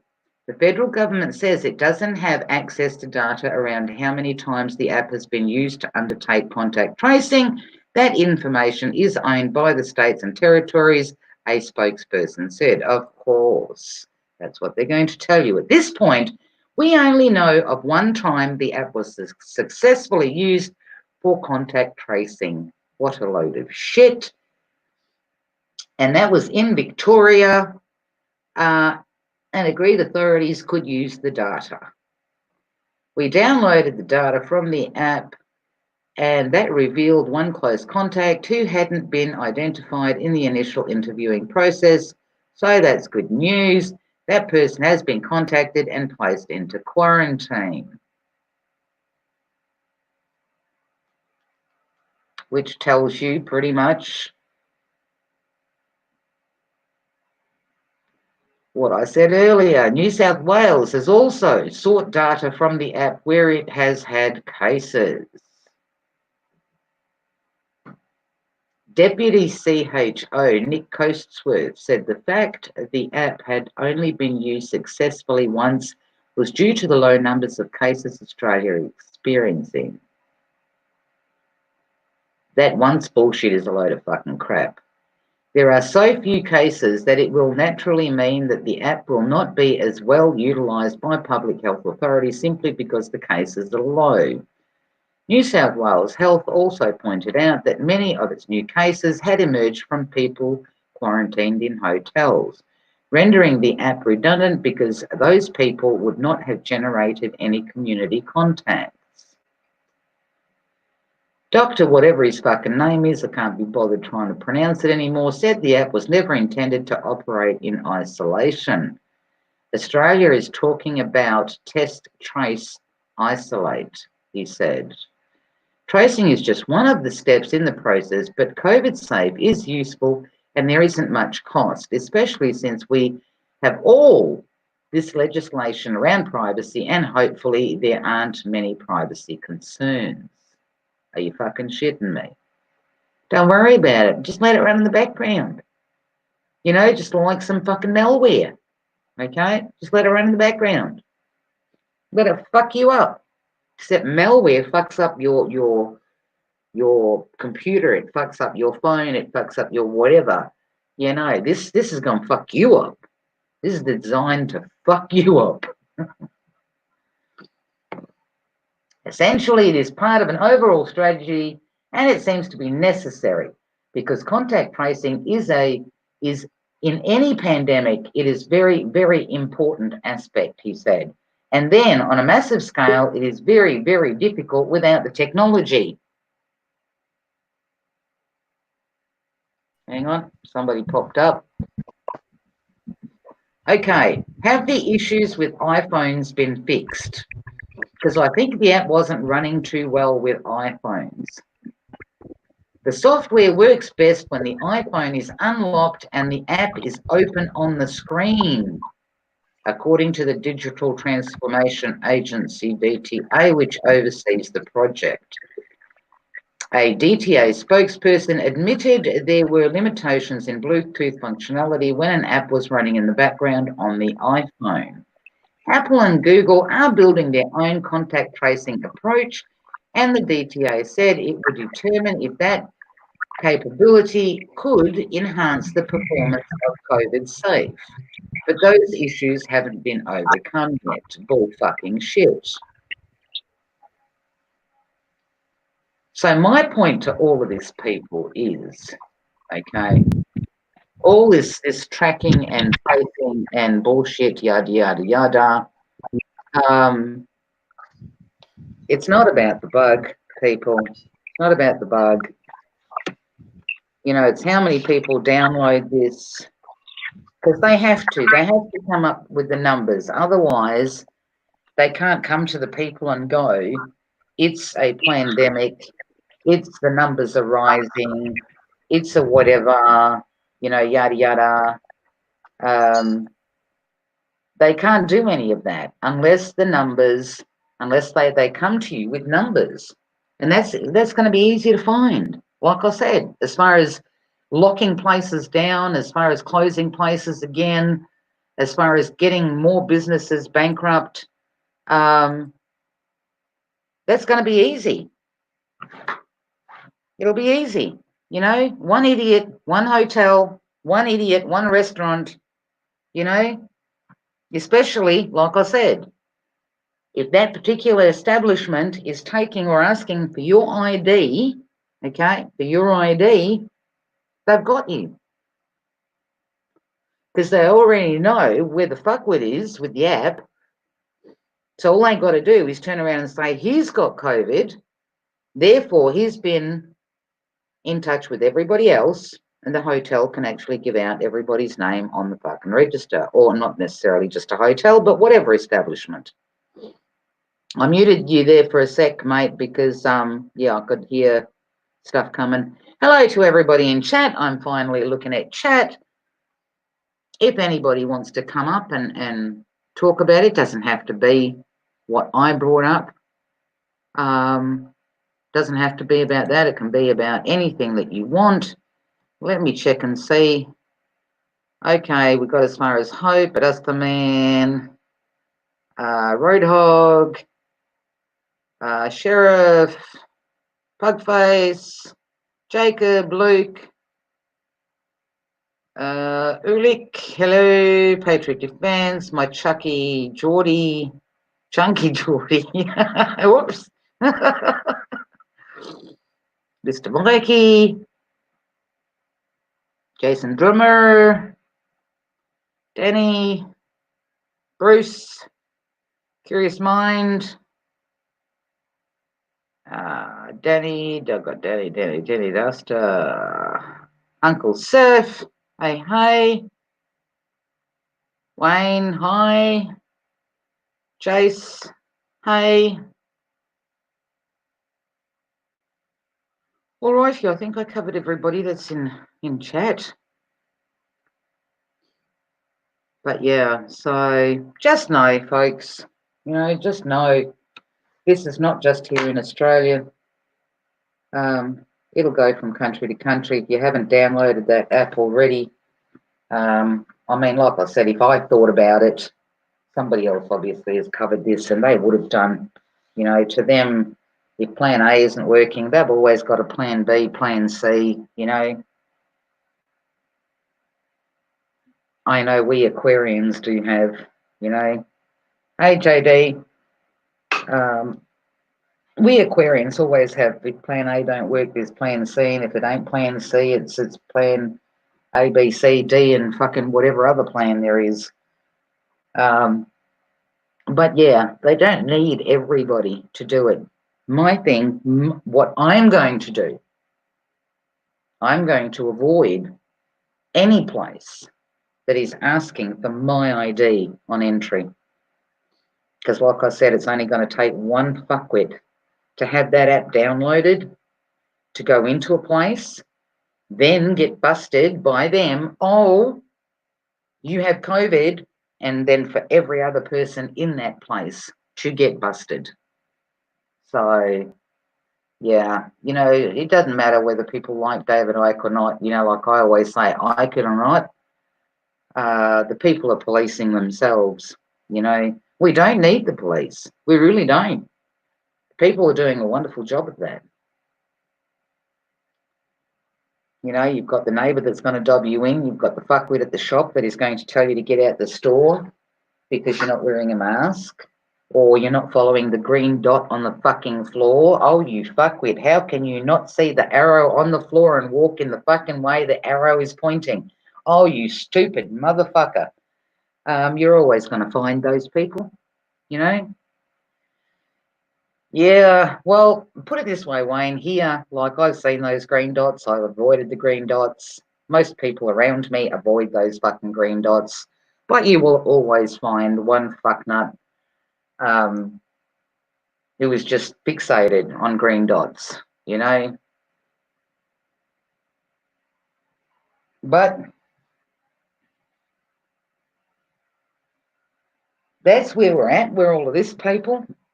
The second wave is coming. Get your surfboard.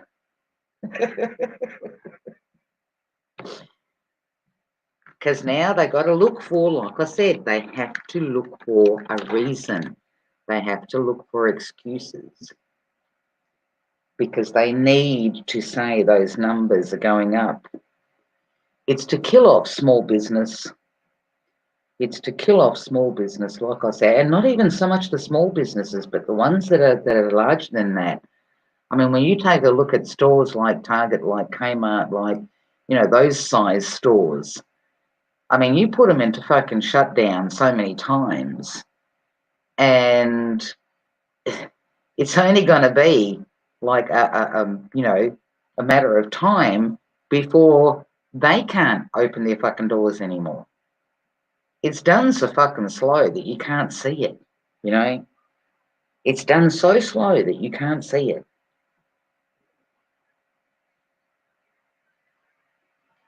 I mean, some of the supermarkets here, after what happened last time, some of the supermarkets here are literally selling stuff on the shelf, which they never did before, in bulk. Okay? Like, you couldn't walk into a supermarket. Well, you could if you wanted to. You could ask, can I have a box of baked beans? Okay? But people weren't shopping like that. All right? People weren't shopping like that. But now on the actual shelf, you can see things like salt. If you buy that pink Himalayan salt or whatever, okay, before you could buy it either in a little container or in a salt shaker sized container. Now you can buy it bulk, okay, like in a big ass fucking container. Same with pepper, same with other stuff. What else was it? Was the what the fuck else was it on the shelf that I saw? Not every store has this. The one down the road from me doesn't have these bulk items. But same store, Coles, in a different suburb, was literally selling a lot of their stuff you could buy bulk, which you could not see it on the shelf before packaged like that. So are they, as a store owner, giving people the chance to stock up? Or did they know what's coming? You know, are they warned prior? Are they warned previous? We don't know. I'm guessing. I don't know.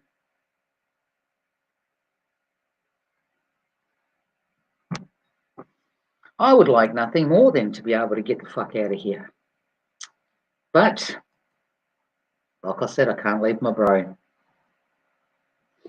I can't leave my bro. For now, I'm hoping like fuck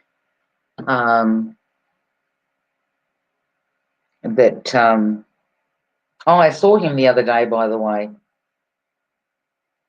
and I was somewhat pleased with what I saw in comparison to the time before that I saw him, where he couldn't move his arms, his head was to one side, he could barely raise his head, in a wheelchair. Probably had about 10 forks of a little bit of food, which is so unlike him because he loves his food. But I saw him the other day,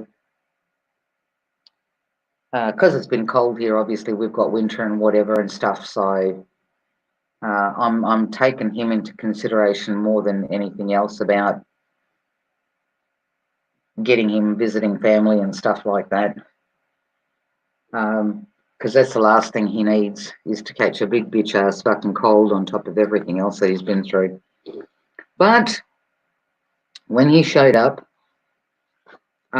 he had his head upright and there was a big ass grin on his face, and he talked, and I was asking him questions to see how alert he was, because I compare his behavior from one visit to the next, his capability, his whatever.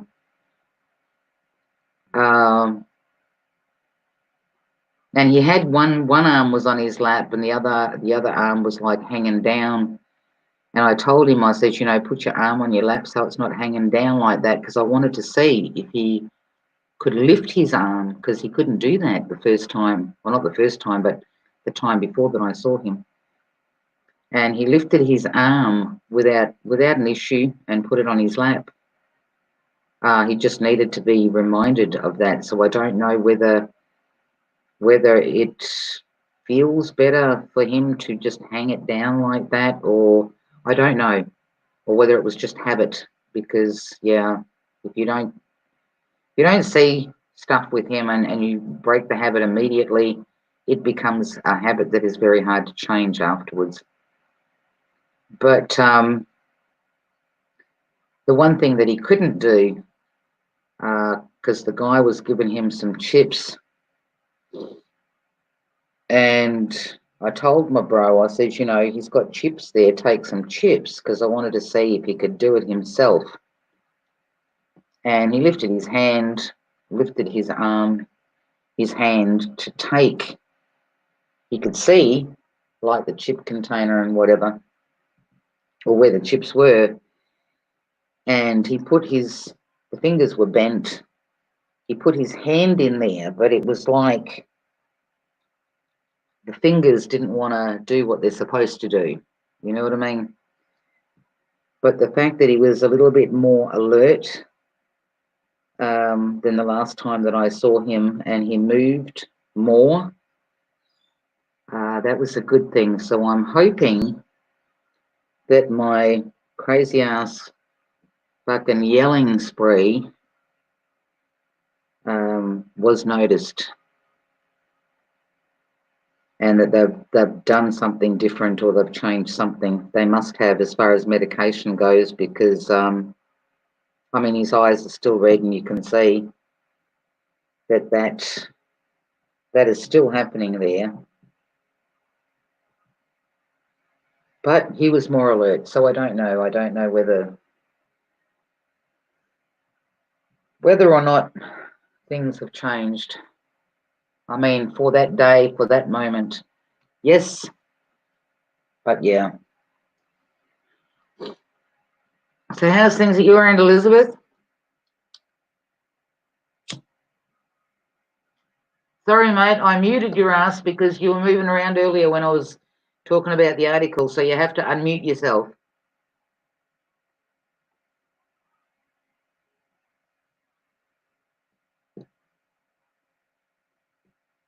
There you go.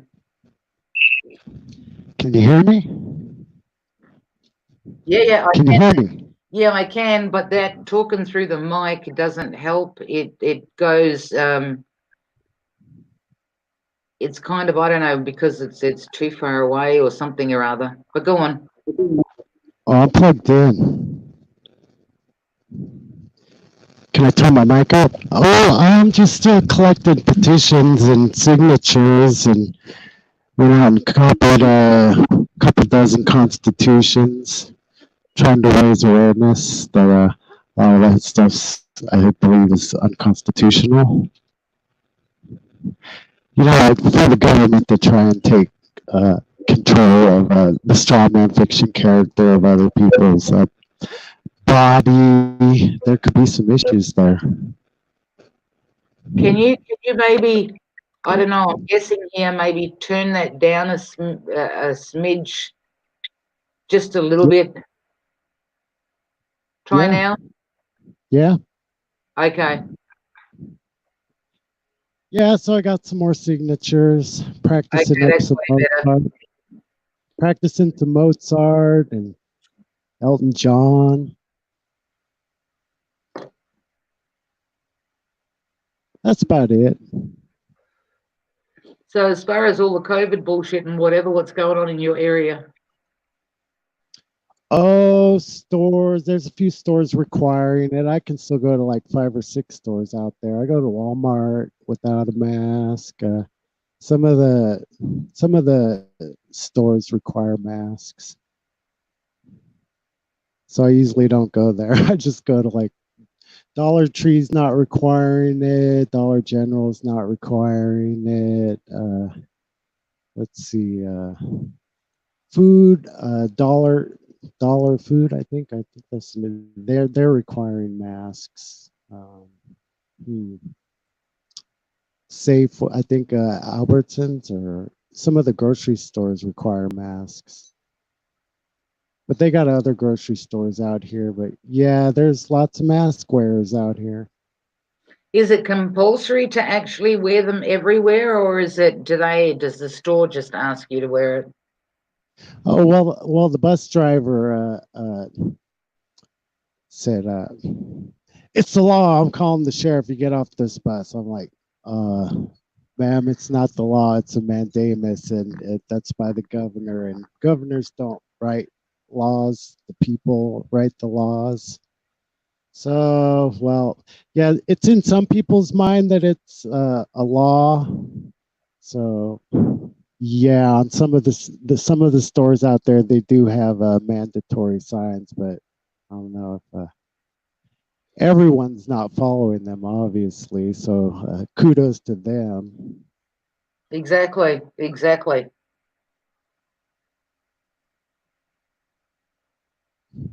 But I mean, no, not all the consent, stores have you mandatory signs. I guess some of the stores get money. I guess they get a bonus from the government for participating in that program or something.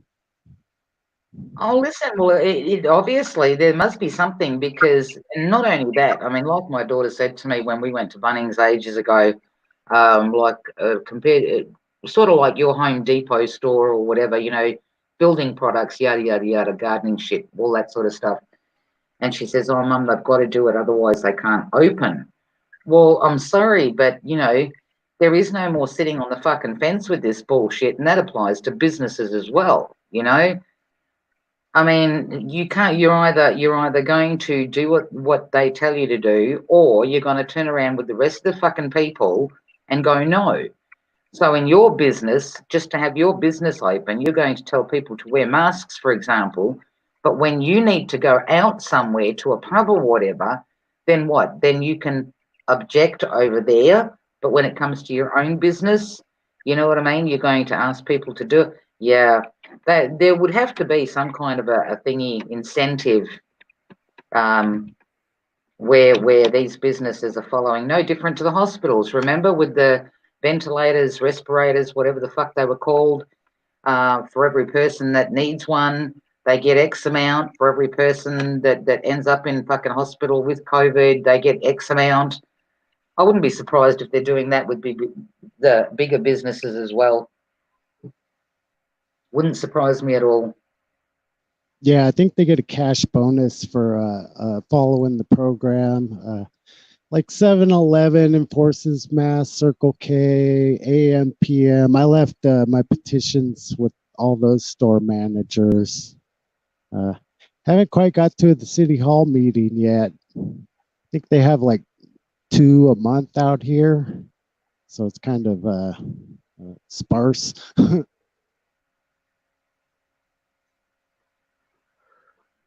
See, that's what I But say. We've been you know, lucky here in WA in my state. The fact that we're not crowded, we're not so crowded as the other states are, or most of the other states anyway here in Australia. But majority of people here, it doesn't matter in this whole period of time. It doesn't matter what people I have spoken to. Um, I mean, it's still come back the same. Nobody knows anybody that's actually fucking caught it. Um, And if somebody is claimed to have had it, they're not fucking feeling sick. You know what I mean? So much for this fucking this bug that's crawling up everybody's fucking hole. I mean, people aren't fucking dropping dead left, right, and centre. Like I said, people were dying before, um, but they're determined to put everybody again into lockdown. And I don't believe anymore that it's got anything to do with any kind of bug. I believe it's all to do with tracking, tracing, facial recognition, 5G. Um, yeah, but I'd be curious if there's anybody out there that can actually stick that map thingy over the top of the lockdown areas and the 5G areas. That would be interesting to see. For example, Melbourne, that map that I showed earlier, to put that over the top of the areas that have been locked down and then to put that over the top of where 5G has been installed, that would be cool to look at.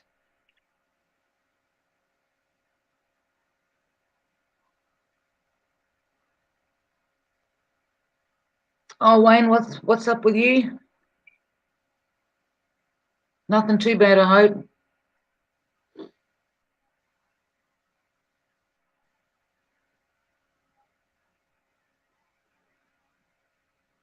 Oh, Rusterman, sorry I didn't see that up there. Thank you.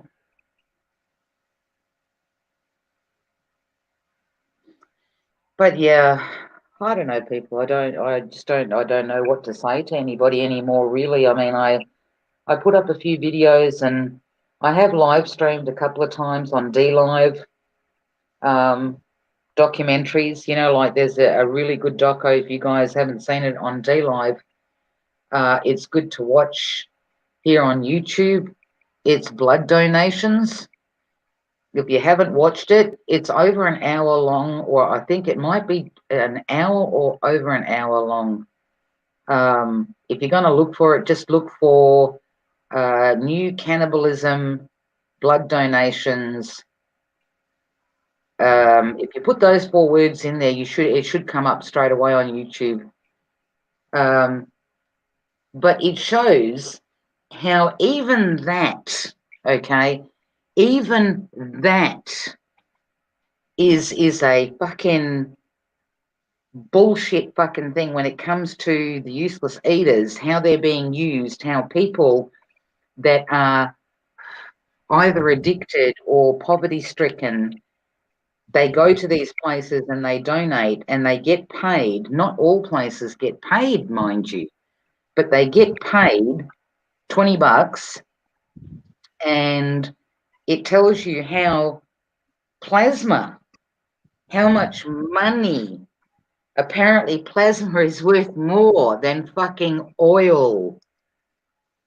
But they use the poor people and people with addictions to continuously go in, because obviously they need the money more than anybody, you know, can't pay their bills, whatever. There's a $20, and by rights, you're only supposed to do it like maybe once a week or whatever, or a lot of people will only do it once in a lifetime, maybe.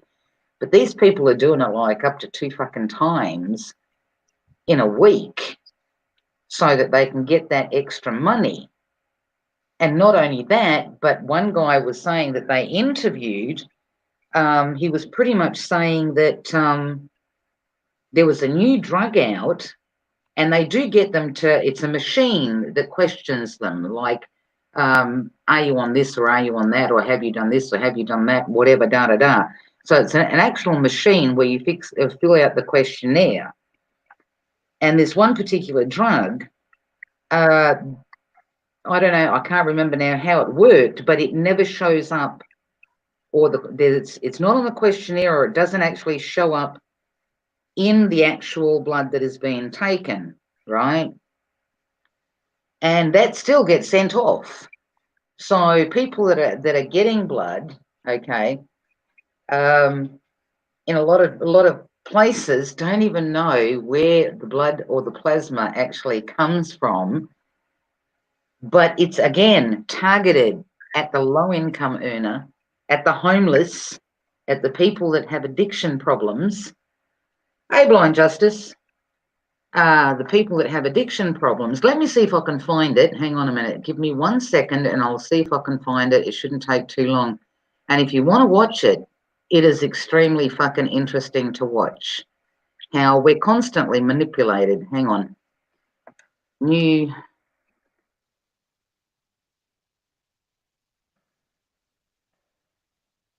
Here it is. Came up straight away. Awesome. Let me get it for you. 51 minutes. Wait a minute.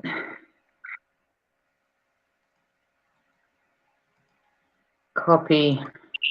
Okay, coming back.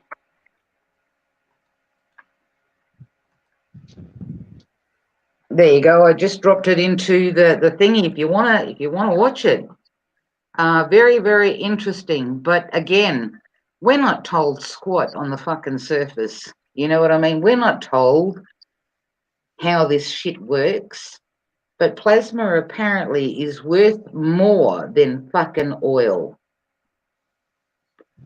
And it's not targeted at the rich. The way that they've done it is they pretty much, it's all targeted towards, like I said, the low income earner, the homeless, people that are suffering from different addictions. It was an eye opener for me to watch, because I thought, like, how many times, if you did need to go in for a blood transfusion or for something, would you ask, where does this come from? Like, is it out of this country? Does it come from another country? You know, what tests were those people put through before they donated? All of that. Again, you know, the useless eaters get used. So it happens on many, many fucking different levels. Many different levels.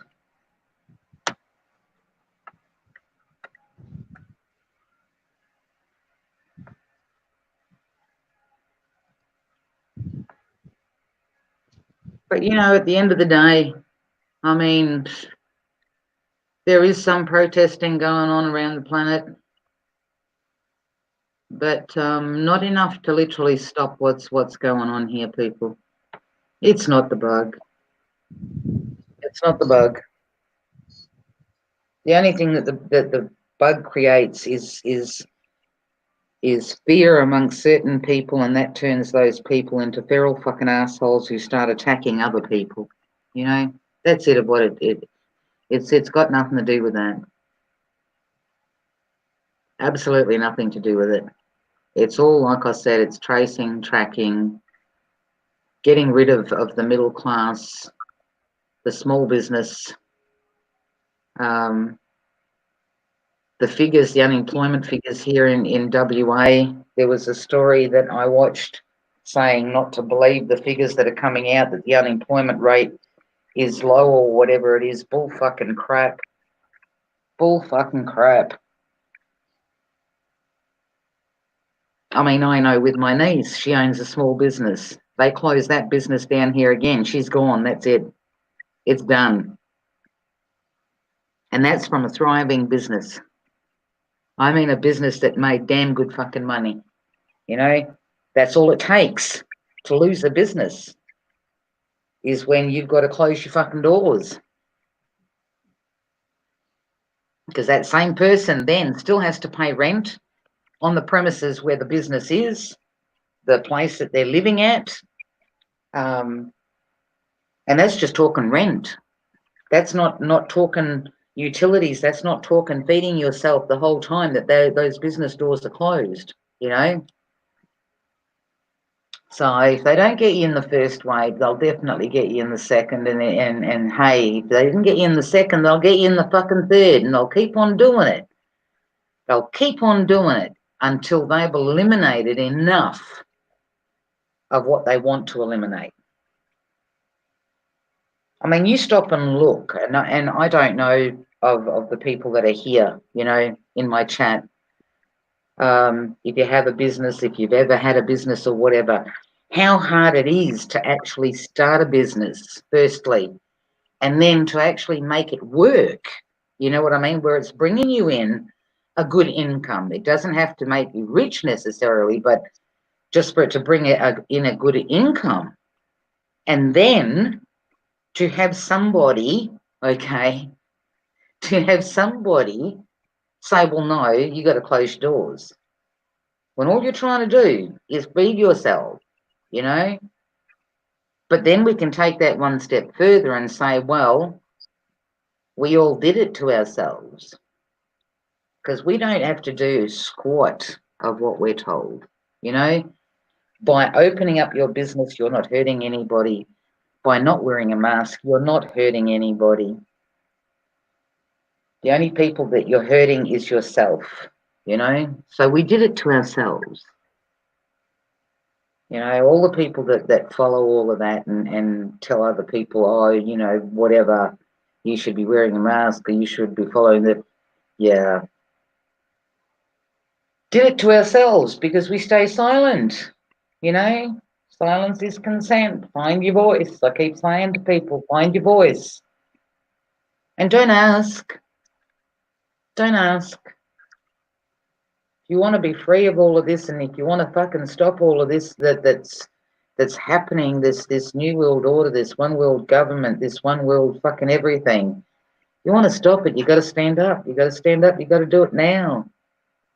There is no, oh, in 5 years, or let's wait and see what happens, because it'll get to a point where it'll get so far that you won't be able to do anything.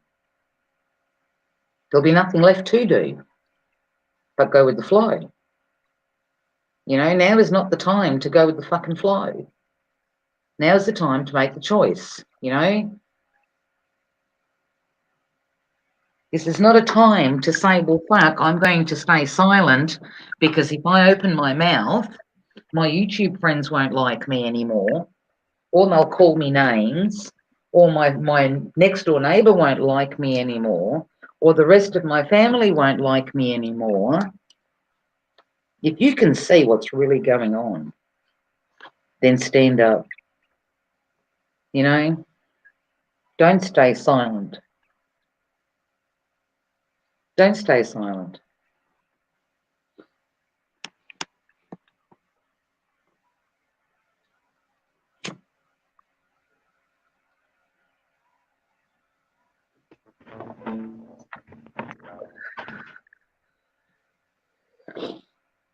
So yeah, I don't know. I don't know, people.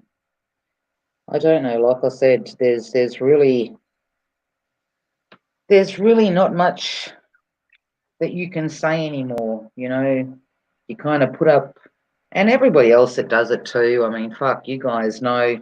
You've probably watched a million and one fucking videos on doctors that are coming out now and saying that what they were told wasn't what they saw, and the treatment was wrong and this was wrong and the numbers aren't there. And because if the doctors don't start fucking coming out telling people the actual fucking truth about shit, people are going to stop going there. They're going to start going looking for alternative medicine. People are already doing that. I've been doing that for fucking years. I mean, why the fuck do I need to go to a freaking doctor when I've got alternative medicine? I mean, if you're a religious person, surely you can't believe that God would have stuck you on earth and that he didn't stop to think about the things that you would need for you to survive. It's all out there. You just got to find it. But if doctors don't start fucking confessing and coming clean, I tell you what, they're going to lose a shitload of fucking people. Wayne, exactly. It's very exhausting because you're repeating yourself over and over and over and over again. And even if I can't come up with information, if I find somebody else's video, I try and share that. And I think, well, okay, if they're not going to listen to me saying the same fucking thing, then they might listen to somebody else saying what I'm trying to say. So you kind of keep putting that up and you still fucking come across people that have still watched all of this. They watch all of it and yet they can't fucking see it. They can't see it. Do they choose not to see it because it's too hard? Is it easier just to go with the flow? Don't rock the fucking boat. Just be done with it.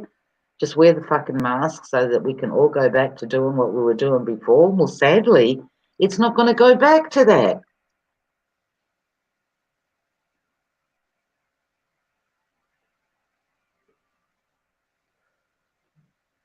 It won't go back to the normal. Start looking at your fucking light poles, the street lights, the intersection fucking lights, whatever. Look up at those poles or whatever you've got that is holding those fucking lights up there. When you're sitting there waiting for the lights to change, check them out. You'll see there's fucking cameras everywhere.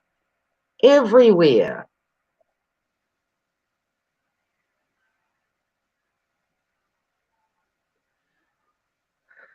I mean, the dumbing down and the tracking of people, it just doesn't fucking end. I mean, I was in with my daughter yesterday, and no, it wasn't my daughter. It was with my niece, and her little TV screen in the middle of the front dash, right, that tells you how to back up. And I started laughing, and I said, "Oh my God!" I says, "That's for dumb people." I said, "That's for people that don't know how to fucking drive." I said, "God forbid that fucking technology literally shits itself. People won't know how to fucking reverse the fucking vehicle. They'll be hitting everything because they're so used to listening to a beep, beep, beep, beep. Stop, bitch, or you're going to hit something, or back it up now, bitch, or go left or go right. It's technology. And if you don't use your fucking brain, You don't know how to do it. You forget how to fucking do it.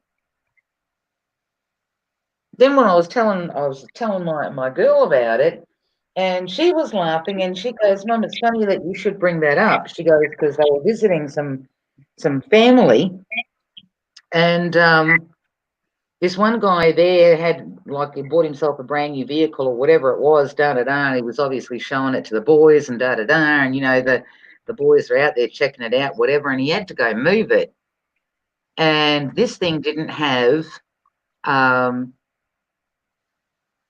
it didn't have that little TV screen telling him how to fucking reverse, right? Anyway, he was having problems reversing this fucking thing because the car prior actually had that, okay? And the guys were pissing themselves laughing, apparently, giving him so much shit, saying, "Dude, see, that's what fucking happens when you keep watching a fucking machine. You don't know how to fucking reverse anymore." I mean, we can laugh at it, but it's fucking true, you know? Get this to measure that, get that to measure this, get this to measure that, get that to remember that for you. Hit fucking Siri. Um, don't dare type anything in. Don't whatever. Just ask the bitch and she'll fucking tell you everything. She's going to think for you. And then it'll get to a point somewhere down the track where she might get turned off. Somebody might turn Siri's ass off. And then you're going to have to think for yourself, what are you going to fucking do? You won't be able to think. You won't know how to think. It'll be like, where the fuck do I start? I don't know where to start.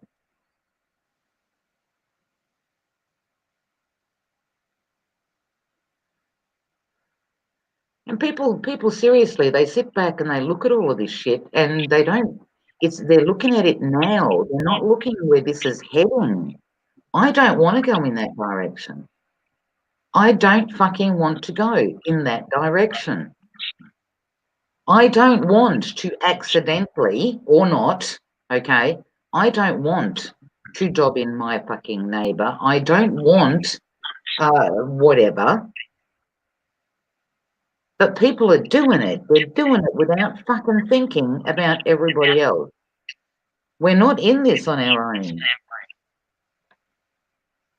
We're all in it to fucking, together. So, nobody can stop you, like I said, from downloading the fucking app. But hello, you want to go out, leave that fucking bitch at home. Why the fuck do you want to get 50 or 100 other people stuck in fucking isolation?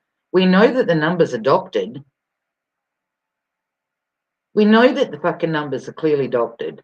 So why? Why would you want to do that? It's not going to save your fucking ass. If you're destined to fucking die from something, and I don't give a fuck what the bug is called, call it whatever you fucking want.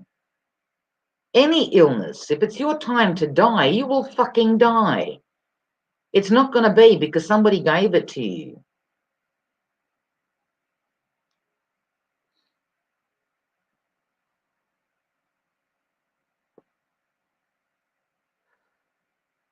But if you want the right to fucking choose, allow other people that same fucking right, you know? Allow other people that same right. Just because you want to download fucking something, what? So everybody else then has to fucking try and figure out who's got it. If I go out with my phone and I haven't downloaded the app, well, I better leave it at home because some other dickhead might have fucking downloaded it, and therefore I'm going to get fucking caught up in this nonsense fucking crap of self-isolate for 14 fucking days and whatever. You're not fucking sick. Your body tells you if it's sick or not. And if you're not sick, I don't care who's coming out saying you've got whatever. Yeah, a load of crap as far as I'm concerned. Our bodies were designed, even when it comes down to just simple fucking exercising, people. If you exercise too much, what happens? Your muscles hurt. Your body hurts.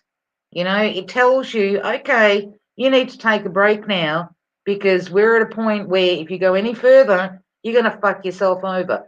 Your body is designed to tell you if there is something not right with it.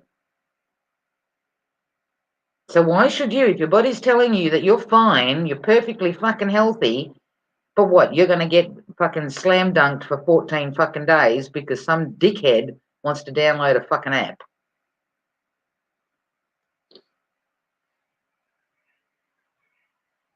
I'm sorry, people, but I'm just fucking over dickheads. Okay? I'm over dickheads. Because how much more information can you fucking put out there in front of people? How much more? You know, I always hear people turn around and say, "Oh, when you're over the target, how does that thing go? When you'll know when you're over the target because you get a lot of flack or something." I don't know fucking how it goes, but you know what I mean, okay? So that doctor, Mikovits or whatever her name was, I mean, fuck, the woman gets fucking booted off social media, gets jailed, gets Lord knows what. Well, shouldn't that be telling us that she's over the target? Because if she was spewing forth bullshit, just like the rest, okay, if she was spewing forth bullshit, it wouldn't be an issue.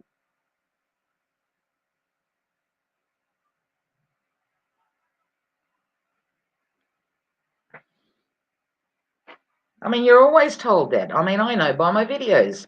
If a video gets taken down, people always say to me, "Oh, you must have been saying something right, or you're doing something right." Well, doesn't that apply to other people that are coming out with fucking information? They're the people that I want to watch. They're the people that I want to listen to. The ones that are being booted off the fucking net. They're the ones that I want to fucking listen to. Because they wouldn't be booted off. I mean, fuck, I've heard some fucking crap on YouTube where you clearly, without even reading a book, know that it's just simple bullshit. But they don't take them off. They don't stop their fucking channels. They don't, you know, bust their asses and remove their fucking videos. I mean, I had somebody say to me the other day, I was in somebody's chat and I turned around and I said something. And this one person says, "Oh, that it's that I follow or I'm a conspiracy theorist, and that that's just my opinion." And I said, "Well, no, it's not my opinion. It's the opinion of virologists, people that have studied that shit for fucking years, okay? Surely you'd think after 20, 30 years of studying something that you just might know a tad little bit about it, just a tad, all right? So if that person comes out and tells you it's bullshit, why the fuck wouldn't you want to listen to that? If nothing else, it at least deserves some attention, and it should make you want to go investigate some more on your own, you know? But yeah, sadly, we've got those kind of folks everywhere. They're everywhere.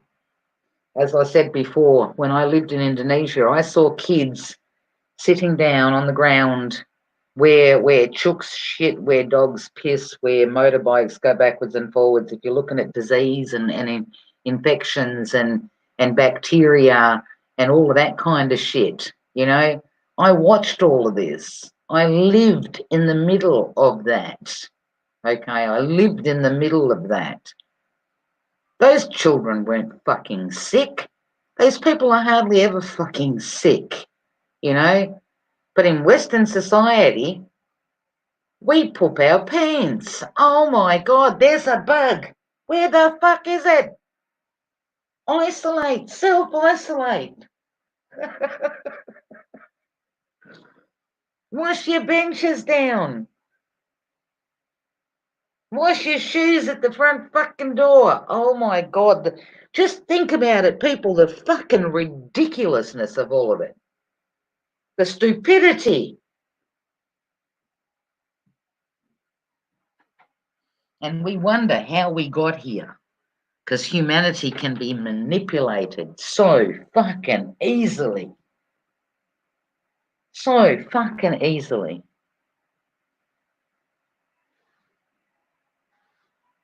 Whatever the reason, like I said, whether it's because you don't want your mates to hate you, whether it's because you don't want family to think you're nuts. I don't give a fuck what my family thinks. I have a right to believe what I want to believe. I don't care what my friends, which, hey, if I'm looking at around me, I don't have any. It doesn't matter to me. It doesn't matter because I know what I fucking know. I know what I know. And I'm not going to shut up. I'm not going to stop talking about what I know or what I believe to be true. I'm not. And if somebody else puts some truth stuff out there or whatever, I'm not going to fucking what? That I shouldn't share that? Or if somebody's saying something along those lines or what, that I shouldn't go into their chat because somebody might see and go, oh, she's a whatever. I mean, the amount of times that I've had people come up, oh, she's a flat earther. So fucking what? Do I give a fuck whether you like that or not? Nope. You want to hug a ball? Hug a ball. I like my flat pizza. Makes more sense to me. Makes more sense to me.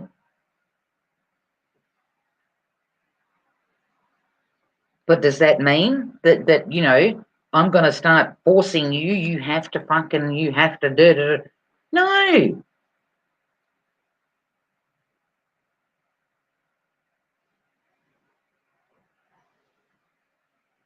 You can do it if you want to do it. Do it if you want to do it.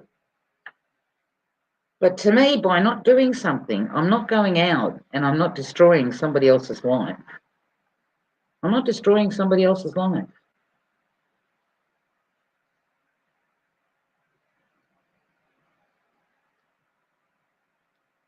But it annoys me with the app thingy. It annoys me because it clearly has nothing to do, okay?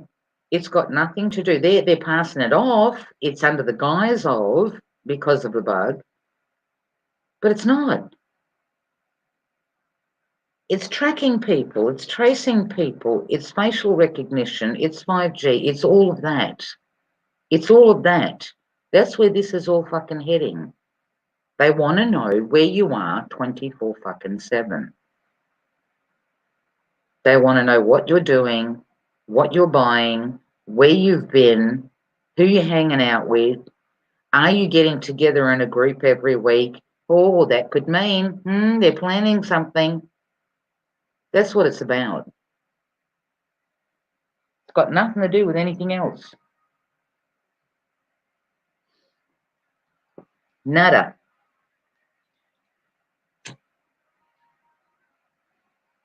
And don't be fooled to think otherwise.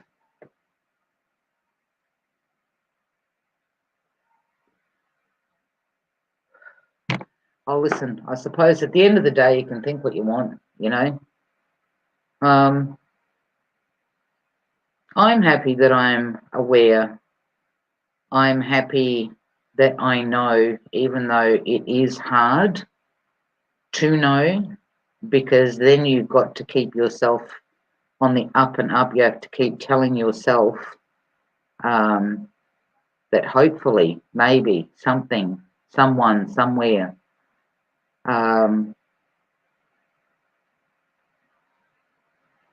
will put a stop to what's going on so that it doesn't go any further. That's the hard part in knowing. That's the hard part.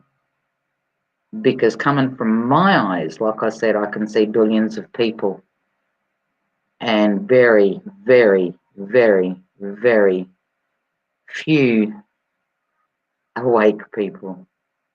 I mean, in comparison to the billions, you know what I mean? By few, I don't mean 3.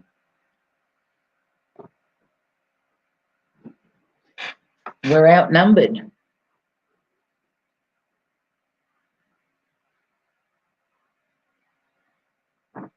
You know, we're outnumbered.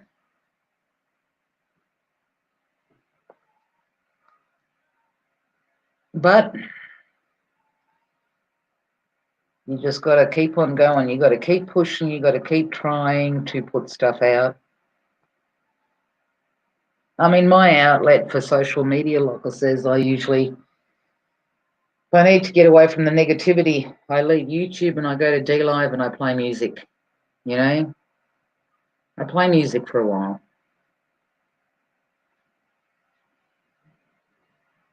I mean, I play docos over there too, but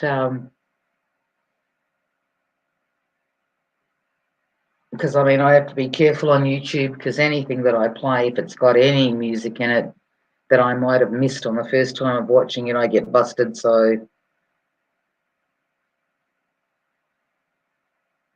I mean, two of the articles that I put up before, I mean, I don't know what's going to happen to this stream when I'm done. This is about a week ago. I had two of my videos pulled, and one of them I was doing nothing more than talking about an article like I did today. And when it asked me to appeal, I pretty much put on there that it was already in the public domain. Yeah, no, they took it down. Didn't want to know. And I got an answer pretty much as soon as I hit the appeal button. Not even an hour later, I went to check my mail and there was a reply there already going, no, no. And the other video, well, that was just too funny because it asked me, do I want to appeal? So I hit the appeal button and it went straight to submitted. Didn't even give me a chance to write anything. Did not even give me a fucking chance to write anything. And I thought, what the fuck? Did I miss a page? Did I miss a box, something? So I went back again. And then there was no appeal left there. And I thought, what? Like it literally, I hit the appeal button and I expected it to open up a section where you fill out whatever. Yeah, no, it went to submit straight away. Submitted. Neither video come back on.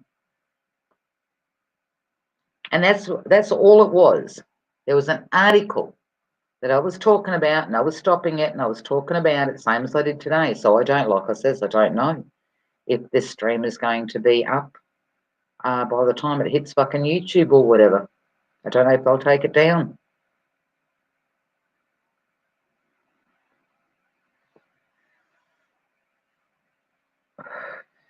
Meg, the thing is, I don't know if you've watched it, and for those people that haven't watched, I played the actual two videos, and I have suggested people watch it. I played the two videos as a part one, part two. I played on D Live, and it's called Cleaners or The Cleaners, and it tells you how Google and them get away with, when people say, "Oh, you're taking our shit down," and this, that, and the other, and they go, "No, well, we're not." Because they use third-party companies that actually hire people, and their job 24 practically fucking 7, or it's a job. They literally sign a contract. Okay, they sign a contract for these jobs, and they do nothing else but watch content from morning till night. They watch content. Okay, and it tells you they get instructions by governments of countries as to what to let through and what not to let through. Like for example, there might be Trump with the elections or whatever, and it will show you there. One girl actually painted a portrait, okay, of Trump, but by the time it got to the cleaners, that wasn't allowed. That wasn't allowed. They call them cleaners, but they're the ones that actually watch what gets put on to social media. They shut down Mother. Oh, you're kidding me. But yeah, some of the pictures that you get to see from the camera being behind the actual person in the cubicle that is actually doing it, because you hear them. They're going, delete, ignore, ignore, ignore, delete, delete, delete, ignore, ignore, delete, ignore, delete, ignore. That's what they do. That's their job from morning till night. That many of them have actually left because they say that the stuff they see starts fucking with their head. So if anybody wants to watch that, it's part one. There's part one, part two. It's called Cleaners or The Cleaners.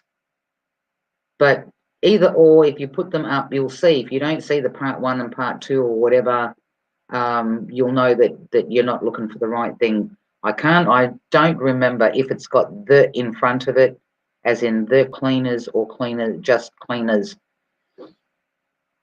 But check it out. Interesting to watch. And I personally think that it all should be allowed. It all should be allowed, because that would literally put people in a fucking uproar. I mean, they can get told by a government of a country not to allow, for example, if there's protests there, not to allow any of that. And that will all get stopped before it even hits social media. It will all get stopped.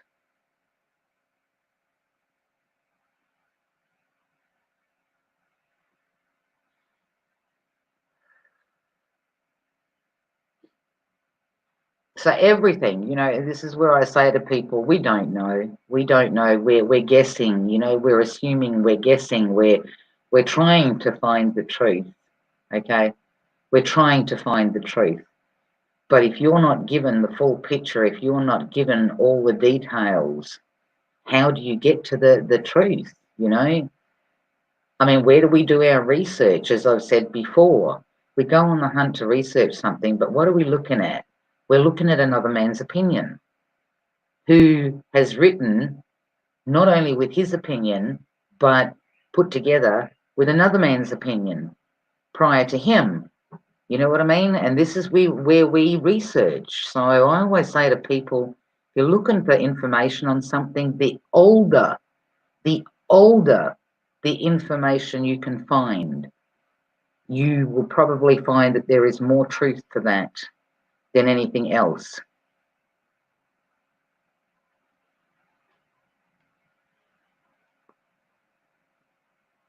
Oh, listen, that I had a mate help me because she's right into the 5G stuff. She doesn't do videos. She doesn't do videos, but I know that she was way more into 5G than I was. I mean, I did some earlier in the piece. I don't know, 12 months ago, whatever, more maybe, when it all started first coming out.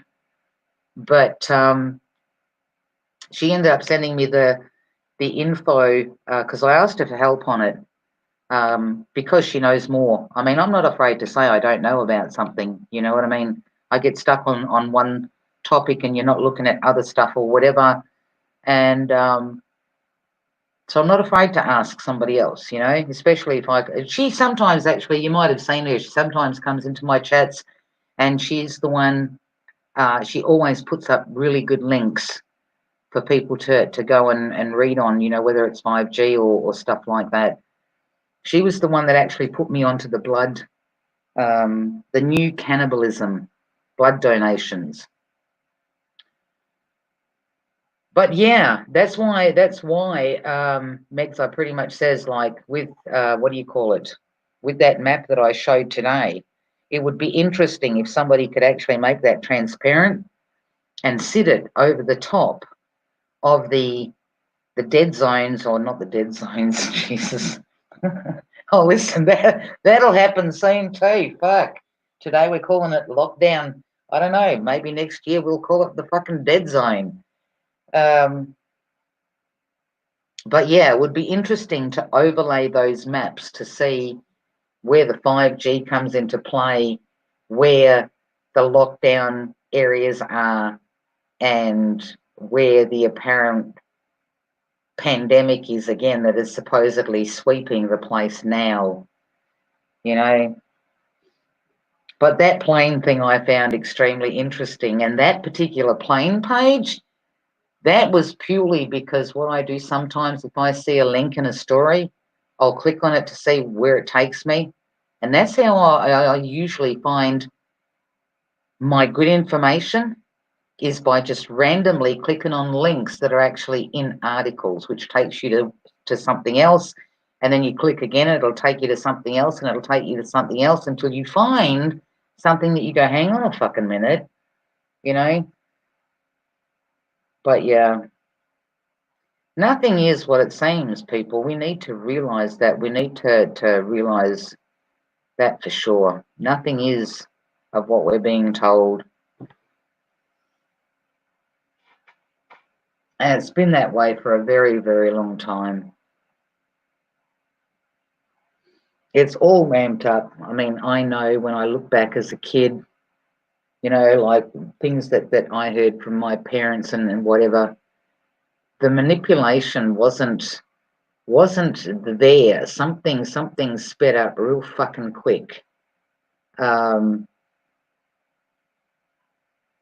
Because they weren't planting genetically modified seeds on the farm. Fuck, there was no such.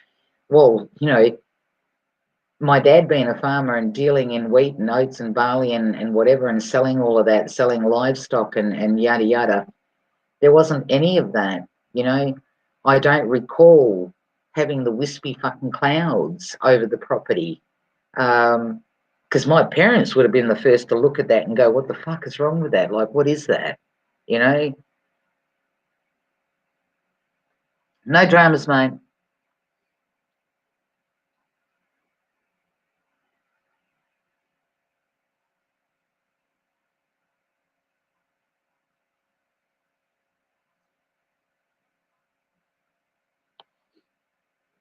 But yeah, it's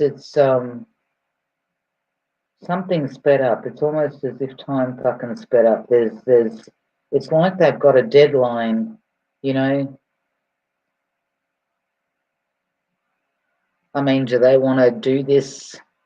Do they want to get it all in place, obviously, before people like really stand up, considering people started protesting, but that kind of got diverted into something else. And it was truly sad to watch that go down the fucking toilet, It was truly sad. Doesn't matter what it started over. People could have turned that into whatever they wanted. Um, they could have carried fucking signs and says, we don't want to listen to your bullshit anymore. We're all going back to fucking work. Fuck your masks. Stick it up your ass. I mean, because it doesn't matter where I'm looking, for every story that you look at, all these government officials, I mean, they put on a mask in front of the camera, and that's for your benefit. That's for your benefit. But when you catch them off guard and people take photos of them and whatever, none of them are social distancing. None of them are wearing fucking masks.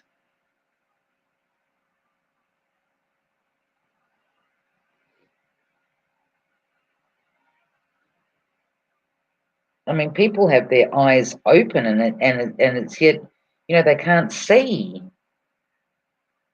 I mean, how are you not seeing this? I don't know how people can't see that.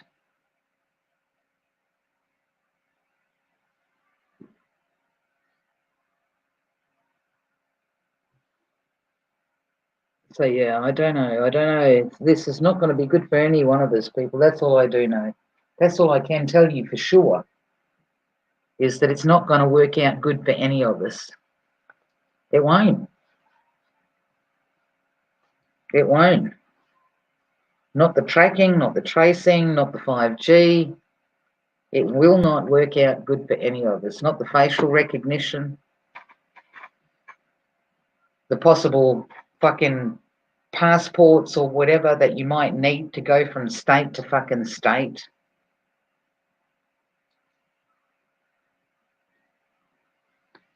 People are easier to control if they're in the smaller numbers. You know what I mean? I mean, just stop and think about that for a minute. Like I said before, I'm from a country that was called Yugoslavia. Now they say the former Yugoslavia. Okay. And I mean, that's just one country that it happened to, but it deliberately got pulled to pieces. Why? Because if you have one country's military is of a decent size.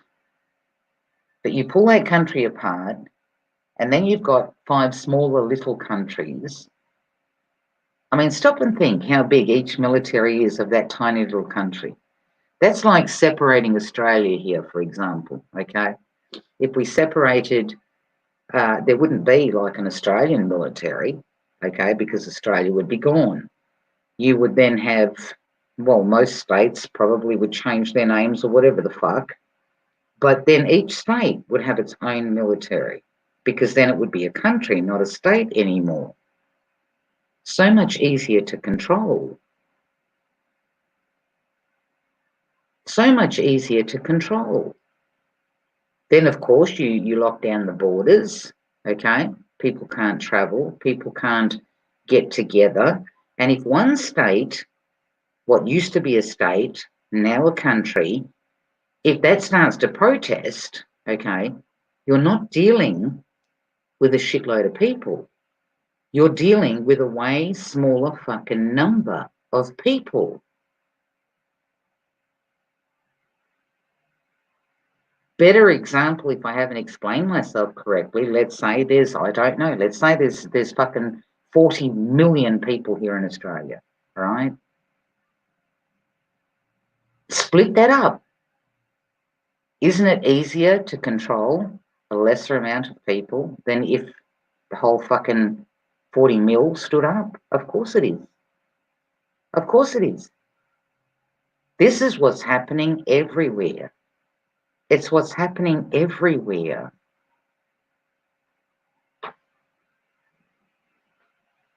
And it's easy to start because people have hate in them. They have hate in them that they have kept from the past, that they have pulled down from one generation to the next, and they feed that to their children, that hate.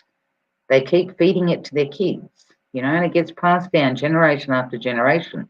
So it's not hard to divide one country into little ones, into little ones. I mean, I'm comparing it by the country that I know that I was born in, okay? I know that Tito used to have a really good fucking military. Where are we now? Now I can't, well, I can say whatever I want to say, but when I'm asked where I'm from, if I say Yugoslavia, people automatically think that I'm from where the capital is, Belgrade. Now I'm told that I'm from a country that's called Croatia. Now, I wasn't born in a country called Croatia. I was born in a country that was called Yugoslavia, but I can't say that anymore. I mean, what kind of military does Croatia have at the moment? Fuck all. Fuck all. If you're looking at size-wise compared to other countries, the other countries that are bigger. This is what's happening. They don't want to have to deal with shitloads of people. But if you divide them, so much easier to control. So much easier to control. And if you bring it back to, like I said before, example, the United States. I mean, stop and look. Not that it would happen there. Well, who knows? Who knows? Okay? But just as an example,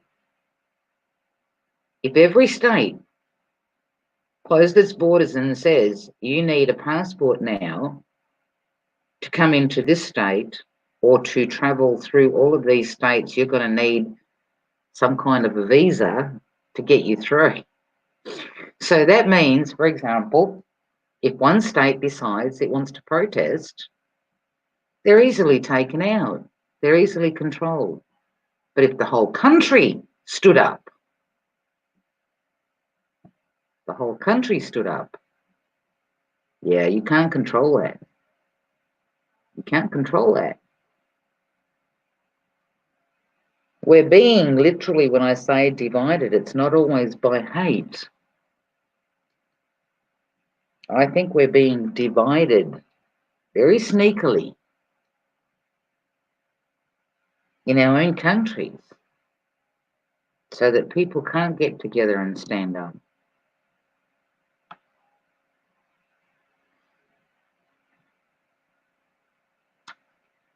My interstate passport has a big C on it. No idea what that C stands for.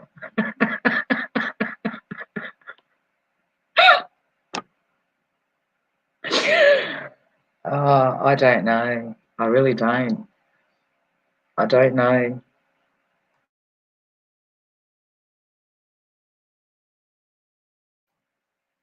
It's scary.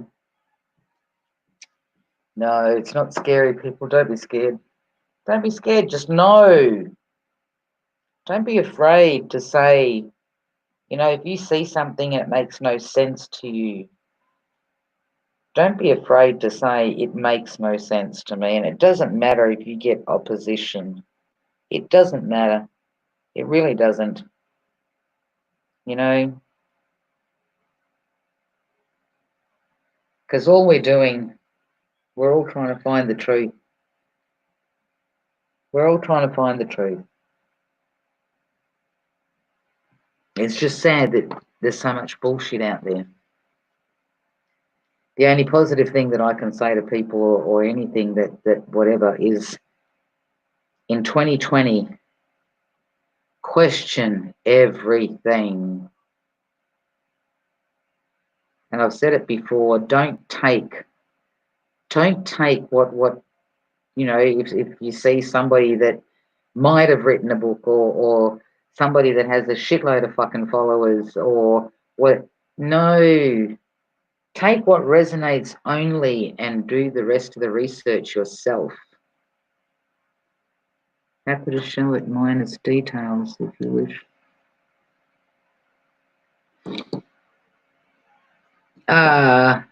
Sure, Danny, if you want to.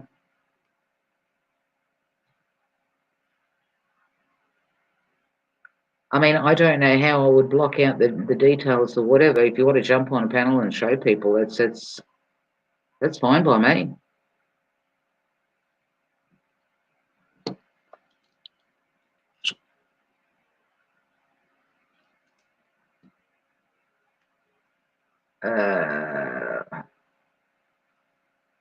It should be just above you there somewhere, but I'll drop another one in.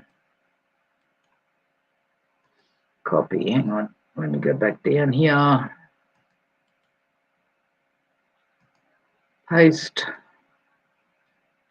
Okay, there you go. Close this.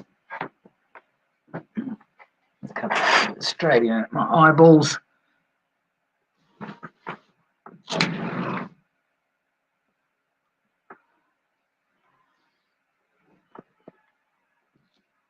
But yeah, I've not seen anything with a big ass C on it, so I'll be curious to see that.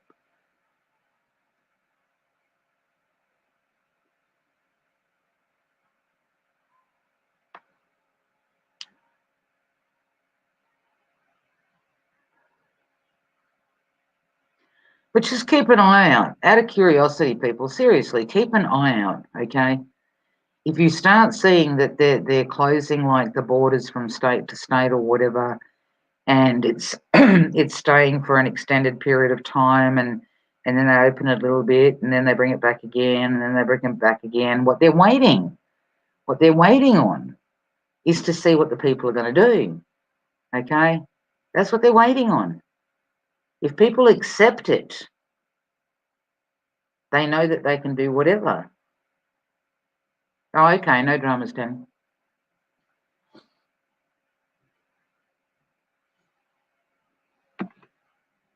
Because like everybody says, that the UN, United Nations or whatever, and when they come to step in and da-da-da, I mean, what's the last thing that United Nations would want is to have to come up against a big-ass fucking military, right? Hey, mate. Wait a minute. Let me do a solo thing. Hang on. Solo. Oh my God, look at that. COVID-19 New South Wales border declaration permit. Obviously, the big C is giving you a pass. So obviously, the C is for COVID. That's the only thing that I can think of, man. COVID state. Want to see something scarier? Show me. Got this sent home from Kindy yesterday. From loose bowels discharge from ear or eye. Just put it forward a bit more, mate. Closer to the camera. No, yep. Dark urine, vomiting, headache, difficulty swallowing, complaining, sore throat. No, children need to remain home if anyone in the household waiting for COVID-19 results. We encourage families to let their teacher know if anyone in the household is being tested for COVID-19. In the event of centre disclosure, the decision to close a preschool service will be matter of advised health department. Wow.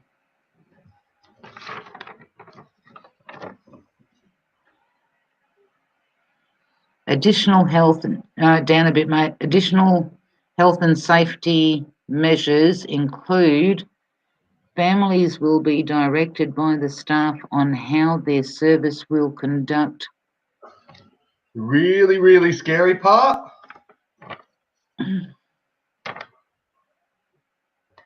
How are they monitoring that? Children are not to attend or if they show any of the following symptoms: poor urine output. So I rang them and I said, "Are you watching children urinate?" They said, we just checked the colour of the urine. When I rang the council to complain, they responded, "Oh no, we're only doing it in nappies." I said, "Well, your bullet point form doesn't state nappies. Your bullet point form states every child." So they're recanting it and sending out a new one. Wow. See how they slip all of this past people? Do you know what I mean? Like, if you weren't an observant parent, obviously you give a fuck as to what's going down with your kids and whatever. So you've picked up on that, right? And you're prepared to question it. But how many people would even read that, let alone? 4, 5, 6, 7. It's not the first time I've had to do it. The first time they sent the letter out, they said that they would report us to police if they saw us standing out the front of the kindy on the public sidewalk. I got that one recanted as well. 9, 10. They told you couldn't stand. Well, where are you supposed to stand to pick up your kids? You're not allowed to stand, and it specifically said you are not to stand out the front and talk to others. Wow. So I suggested to them that I'd like to see how they will stop me from talking to others, and that is very Nazi-ish behaviour. They said that the email was sent out without the higher-ups having proofread it. The person that sent it has been spoken to. Thank you for bringing it to their attention, and they will reissue it correctly. And see what they do, though, Danny. They will put that out. Now, if one parent complains, they would probably bypass that, okay? But Yep. Majority, if nobody complains, they let it go. Why? Because that tells them nobody's watching, nobody's reading, nobody's picking up on this shit. You know what I mean? I've just lost you, Danny. I don't know whether you hit the wrong button or what, but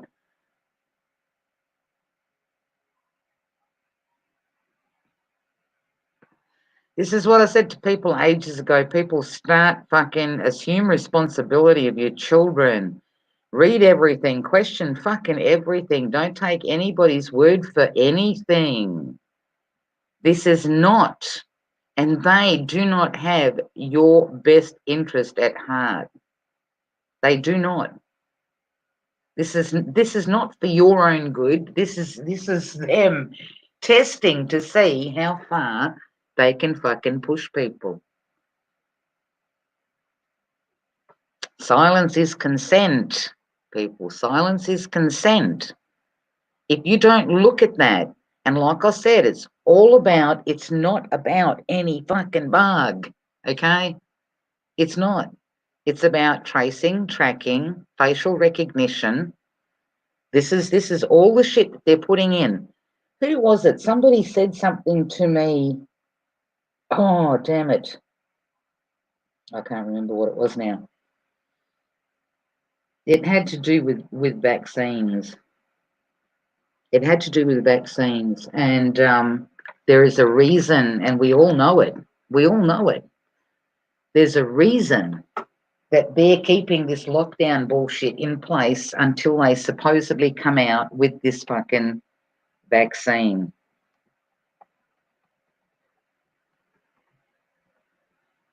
They want everybody traced and tracked and whatever. And they will. I mean, look how easy is it for them to literally what they're doing to your fucking kids.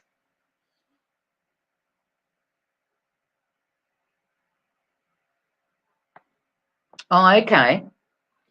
Well, thanks, Danny, for showing me that.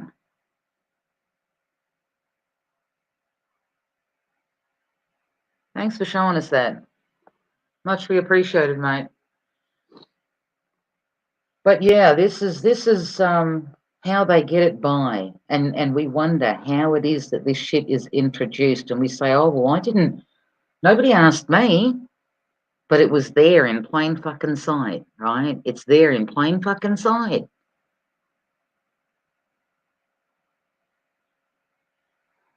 I mean, why would it be up to the so-called preschool, kindergarten, school, whatever, to even look for that kind of shit? Surely that would be, they would go to the parent and say, oh well, if you notice these kind of symptoms, which is a normal thing, and then you'd kind of go, well, okay, I can look out for that or whatever. It's the parent's job. But since when has this become the job of these particular places? Put it this way, for those people that have started this tracking, tracing, whatever, rethink what you're doing. Rethink what you're doing. And ask yourself, where can it lead to? Whose life are you affecting? Whose life are you putting into lockdown for no fucking reason? No good fucking reason, anyway.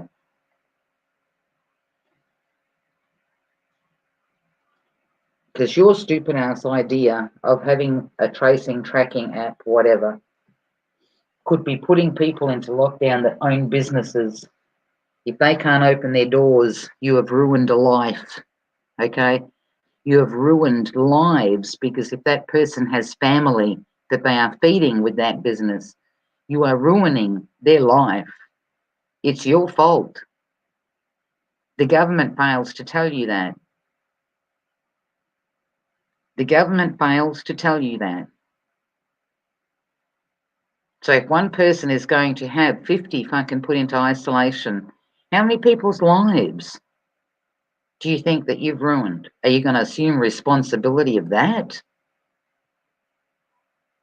Or are you just worried about your own fucking ass? We're all adults. We're quite capable of knowing, or we should be, we're quite capable of taking care of our own bodies and making choices as to what we put in it and what we don't put in it, and what the body tells you.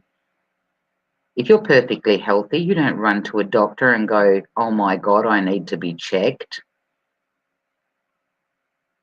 How many people have been stuck in isolation for no fucking reason? For no fucking reason. But like I said, with the people that download these apps, it's on you. It's on you. It's your fault if you put a family into a position where they no longer have a breadwinner, okay? It's your fault if they have to then go on to welfare. It's your fault. It's your fault if that person owns a business and that business goes fucking bust. Put that on your shoulders. Carry that on your shoulders. Let's see if you give a fuck. Obviously not. Well, you either didn't think about it, or obviously you just don't fucking care. Is it going to save your life to ruin somebody else's business, to ruin somebody else's income, to ruin somebody else's family? Is it going to save your life? Like I said, we die when we're supposed to die. We die when our number is up, people. Okay? Unless somebody knocks you off, obviously. And even then, I think you were there and it happened to you. Your job is done, you know? But don't go out and ruin other people's lives. Because that's what you're doing. It's not just the responsibility or the whatever doesn't just stop and start at downloading the app. You need to ask yourself that question. Whose life are you going to ruin?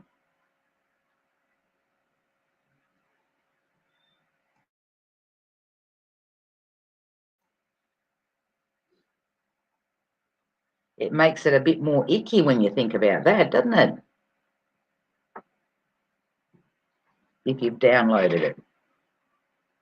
And don't say it's not your fault. Of course it is.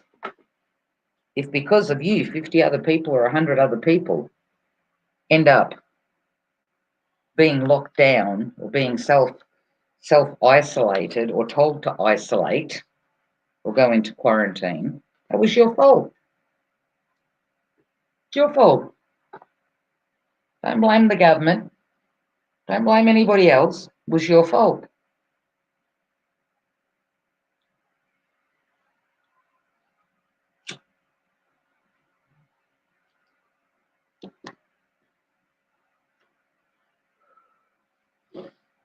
But wow, that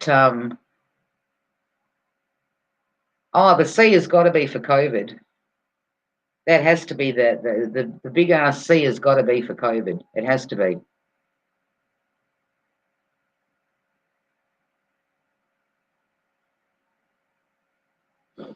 That makes them a gangster. Well, fuck, Wayne, they've been doing that to people for a long time, you know? Hence is where the targeted individuals come into it. I mean, people never believed that was going on until the word got out from somebody, and then other people come forward and going, well, fuck, that's happening to me, and that's happening to me, and that's happening to me, and whatever. They've been at this fucking game for a long time.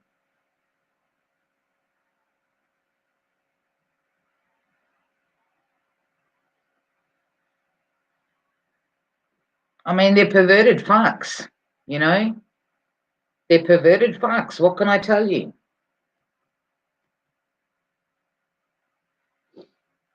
The best, and I know that I've said it before, but the best way to see what's happening now and where we're heading is to go watch that TV series, Person of Interest.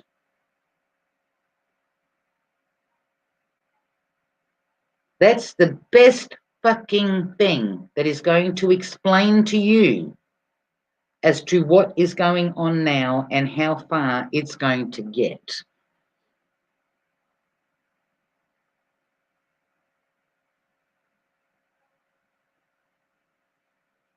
To see if that has C or something else on it.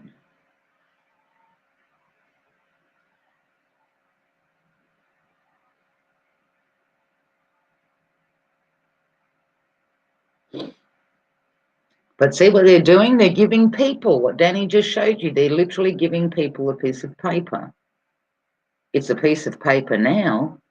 It will get to a point where it'll be a little ID, and then from a little ID, you're going to literally need a fucking stamp, like a visa. And once they do that, You most will literally separate that whole fucking country like Australia, just split it at the fucking borders, and each fend for themselves. They'll be whole new little countries. Because, like I said, United Nations don't want a fucking country they don't want to go up against a whole fucking country. But if they've only got a small amount of people, if this is heading to a new world order, one world government, the smaller the group, the easier to control.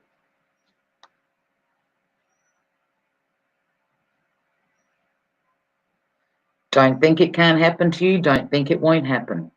It's coming. It's coming. Because Danny just showed you there in the simplest fucking form of how things get through, how things happen, how things change.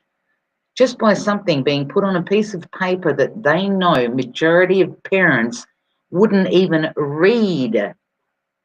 And the ones that read it, would they have picked up on the same thing that Danny picked up on? You know what I mean? Like, would they have picked up on that? Or would they have just looked at it and gone, oh yeah, whatever, if they get the shits, they this, that, the other, whatever, and tossed it aside? That's how things get through. That's how they make the changes. It's right there in front of your face.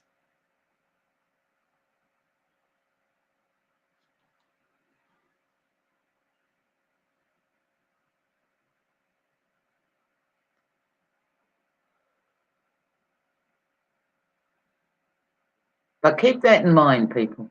That's another, how could I say, another prophecy, another prediction that Perth Observer is making. Little by little. Countries like Australia, like America, like wherever that have got X amount of states and whatever, will they be brought down to little countries? Is this their testing period? Would the states survive? For example, this would definitely show West Australia, okay, majority of its fucking truckers and whatever, it all comes from eastern states.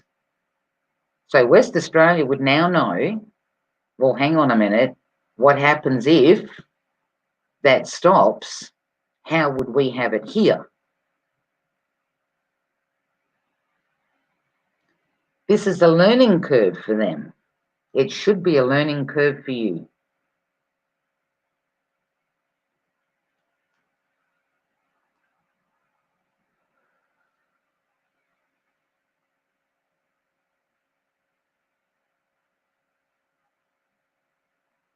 Because it's very easily done. And they didn't even have to lift. Just stop and think about this. They didn't even have to lift a weapon anywhere to get people to walk into their pens and self-isolate. They just had to put the shits up on. They didn't have to lift a fucking weapon.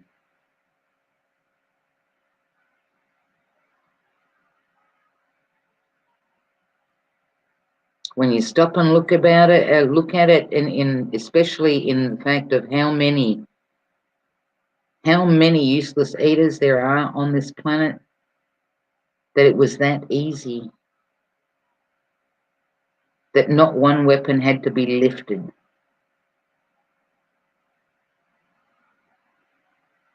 And people talk about, oh, they want to bring in martial law.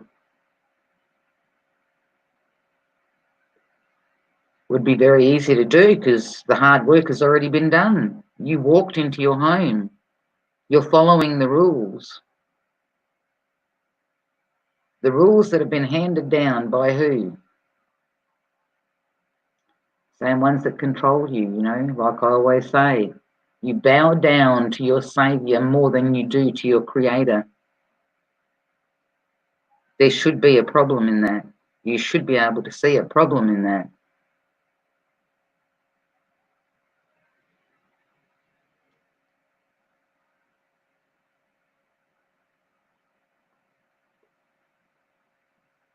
I mean, a big if. Tomorrow, if they did close all the borders? What could you do about it? What could you do about it? You couldn't do jack shit. Instead, you'd start fighting over stuff like toilet paper until there was nothing left anywhere. And then you would have to resort to other measures. And the same would happen with food. It would all be good while there's food there. But then if you're not getting anything coming in to the state that is now your little country and you're sectioned off, what happens then? You start knocking each other off for food. This might all sound far-fetched, but it's happened in other countries, people. Don't think it won't come to you. Don't think it won't come to you. It's happened in many other countries where the country has been infiltrated, and all it takes is to bring up hate, okay? To bring up hate, because people love to hate, okay? And before you know it, that country is pulled apart.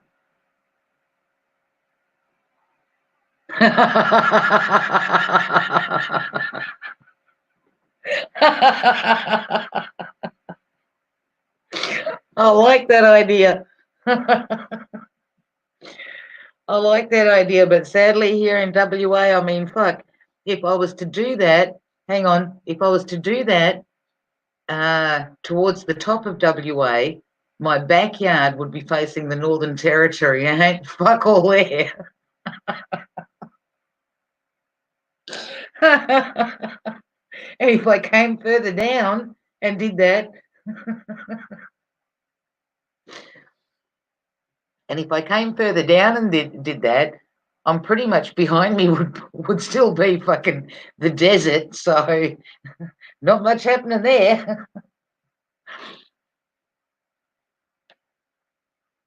But seriously, people, stop and think. How hard would it be to divide one country into many smaller ones? Not hard at all. Not hard at all.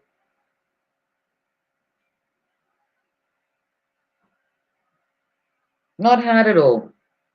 I mean, like right now, if WA turned around and says, fuck you bastards over in the eastern states, you're all fucking contaminated, all right? We don't want you here.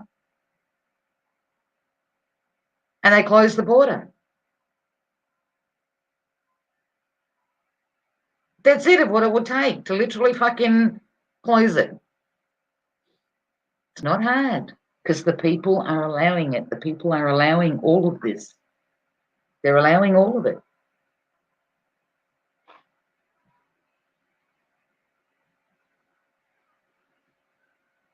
They don't want the states helping each other. That was fucking clear when there was fires and there was the drought in eastern states, and they were showing the farmers and their animals literally starving to death. When that fucking truck train of guys literally, filled their trucks up with fucking bales and whatever, and they were going across to the eastern states to take farmers' food for their animals. I mean, the shit that they copped, I mean, they were stopping their fucking trucks and doing checks on their trucks and this, that, and the other, and whatever. I mean, I remember some of them complaining, going like, what the fuck? We're trying to get this as fast as we can over to the starving fucking animals. Like, you'd kind of think that the government would say, fucking let them through. You know what I mean? Just like literally open the fucking roads and just let them go, right? So that they can get here ASAP. But yeah, no.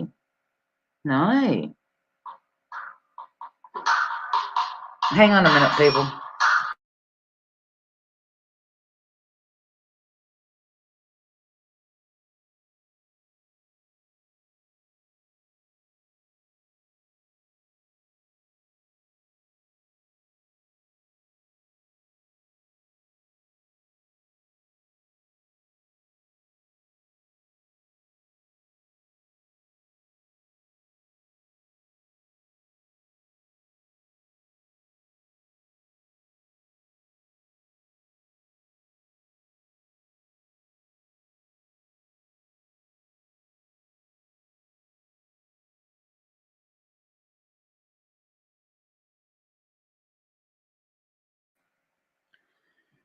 But yeah, something to think about, people. Sorry, something to think about. You know, how hard would it be if the people stay silent and they keep doing what they're being told to do? How hard would it be to turn your country into a lot of little countries so that there's no opposition for the United Nations?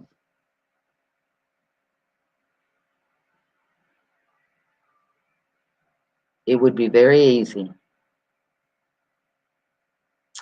And on that note, people, I'm going to love yous and leave yous because I'm going to have somebody coming over in about half an hour. I'm still sitting here in my fucking PJs.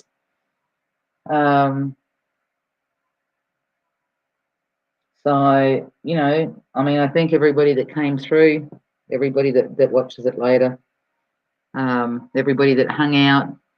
Danny, thanks again for showing us that. That was awesome. And yeah, if you get any more info on that, let us know what happens. My advice to parents, and please, people, pass it on to other parents. Tell them to read everything that comes from their schools and their fucking kindergarten, preschool, whatever the hell it is. I mean, obviously, if they don't, you can't force people to do squat. But you can at least put it out there, you know? You can at least put it out there and know that you did fucking tell somebody, you know?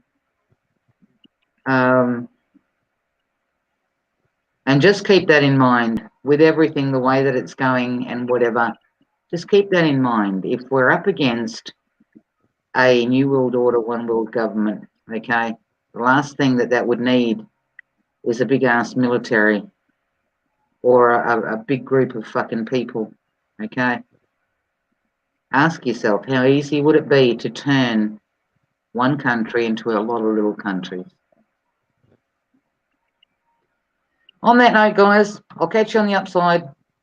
If I find any good docos or whatever, I'll either stream them here or I'll stream them live. Elizabeth, thanks for coming in, mate. And yeah, I'll catch you all on the upside.